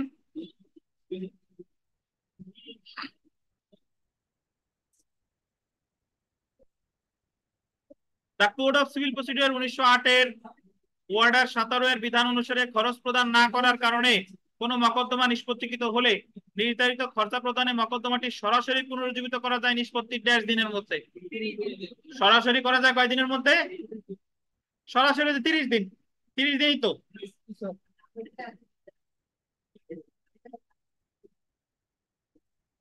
দুই নম্বর প্রশ্নটা দেখেন, দেওয়ানি মামলায় চূড়ান্ত শুনানিকালে উভয় পক্ষ সময়ের আবেদন করলে, উভয় পক্ষ কতটা বলতেন? কোন পক্ষ? কোন পক্ষ বলেন? উভয় পক্ষ করলে কত টাকা, কে পাবে টাকা? উভয় পক্ষ করলে কে পাবে? রাষ্ট্র। আচ্ছা দেখেন, চুপ করে দেখেন ভাই, শব্দ করেন না। এটার পরে আপনাদের পরীক্ষা দেখেন, দেওয়ানি মামলায় সময়ের প্রার্থনার দরখাস্ত করা যায় কোন আইনের কত ধারা অনুযায়ী? 17 দেশের কত? এক। আচ্ছা, লিপি লিপি আপনি দেখেন এই 4 নাম্বার প্রশ্নটা দেখেন, তাহলে বুঝবেন যে জি কোন মামলায় আদালত, এই যে দেখেন চূড়ান্ত শুনানির পূর্বে, এটা বল দেবেন, চূড়ান্ত শুনানির পূর্বে, পূর্বে যে কোনো পক্ষ, এটা বলতেন যে কোনো পক্ষ মানে কয় পক্ষ? এক। আইদার বাদী অর বিবাদী, তাহলে কোন পর্যায়ে? চূড়ান্ত শুনানির পূর্বে যে কোনো পক্ষ মানে যে কোনো এক পক্ষ। খরচ সহ, খরচ সহ সময় প্রদান করতে পারে কয়বার? অনধিক কয়বার? খরচ সহ 3 বার পারে না? খরচ ছাড়া পারত তিনবার। 6 বার, খরচ সহ কয়বার? তার 3 বার। তিনবার। তাহলে এই জায়গায় উত্তর হবে কত? 3 বার। যদি বলতো, তিনবার। কি বলতো, যে কোনো পক্ষে, যদি এইটা যে কোনো পক্ষ না থাইকা যদি উভয় পক্ষের কথা বলতো, তাহলে উত্তর হতো কয়বার? 6 বার। বাদী আর বিবাদী 3, 6। বুঝলেন কিনা? জি, যদি এই না না জায়গায় যে, বুঝছি এবার। হ্যাঁ এবার আমি বুঝছেন? হচ্ছে কি হিসাব করে বলছিলাম যে এই পাশে যে ছকটার মধ্যে তৃতীয় মানে তৃতীয় এসে যে 3টে আছে, আমি সেটাকে হিসাব করে ফেলছিলাম। আচ্ছা, এবার বুঝছেন? জি জি, এখন বুঝছি। 5 নম্বর প্রশ্নটা দেখেন, দেওয়ানি মামলায় পারেন্টরি হ্যাং এর পূর্ব পর্যন্ত কস ছাড়া, পারেন্টরি হ্যাং এর পূর্ব পর্যন্ত কস ছাড়া বলছে কয়বার? 6 বার। যে কোনো পক্ষের অনুকূলে 6 বার। যদি বলতো উভয় পক্ষ কয়বার? 12 বার। 12 বার। 6 নম্বর প্রশ্নটা দেখেন, যে দেওয়ানি মামলায় সর্বোচ্চ কত টাকা অ্যাডজমেন্ট কর দেওয়া যায়? সর্বোচ্চ কত টাকা? এখন এক আপনি হাজার বলতে পারেন যে স্যার এই জায়গা 2000 হলো না কেন? 2000 হবে না, অ্যাডজমেন্ট কর সর্বোচ্চ 1000, সর্বনিম্ন 200। আর 200 টাকা তো আপনার 2000 টাকা ওই যে পড়লাম, ওটা অ্যাডজমেন্ট কস্ট না, এটা হচ্ছে রিভাইভাল অফ প্রসিডিংস এর কস্ট। রিভাইভাল অফ প্রসিডিংস এর কস্ট, ওটাই 2000। জি, পুনর্জীবিত করার আবেদন কিন্তু অ্যাকচুয়ালি অ্যাডজমেন্ট কস্ট না। জি। আচ্ছা, আম- আমরা যদি সেলফ প্র্যাকটিসটা দেখি, যে দেওয়ানি কার্যবিধির কত নং আদেশ আদালত মোকদ্দমার শুনানি মুলতবি করতে পারে? কত আদেশে? 17 আদেশে। আর এই জায়গাতে প্রশ্ন টশ্ন আছে, সব বুঝে বুঝে পড়বেন, ইনশাল্লাহ পেরে যাবেন। বুঝতে পারছেন? কোনো প্রশ্ন যদি বুঝতে সমস্যা হয় আমারে জানায়েন। আগামী দিন আমরা 18 নম্বর আদেশটা পড়া শুরু করব। আর এখন আমাদের পরীক্ষা হবে, যারা যারা অনলাইনে পরীক্ষা দিতে চান আমি মেসেঞ্জারে পিডিএফ দিয়ে দিচ্ছি, সবাই পরীক্ষা দেওয়ার পরে উত্তরপত্রের ছবি দিয়ে দেন, পরে আমি যখন আবার উত্তরপত্র দিয়ে দিই, মিলিয়ে কে কত পেলেন এখনই জানাবেন। এই আর কি। তো ঠিক আছে, সবাই ভালো থাকেন। আর আহ, আমরা খুব দ্রুতই পরীক্ষার প্রশ্ন দিয়ে দেবো মেসেঞ্জার গ্রুপে। অনলাইনে কোনো প্রশ্ন আছে কিনা আপনাদের?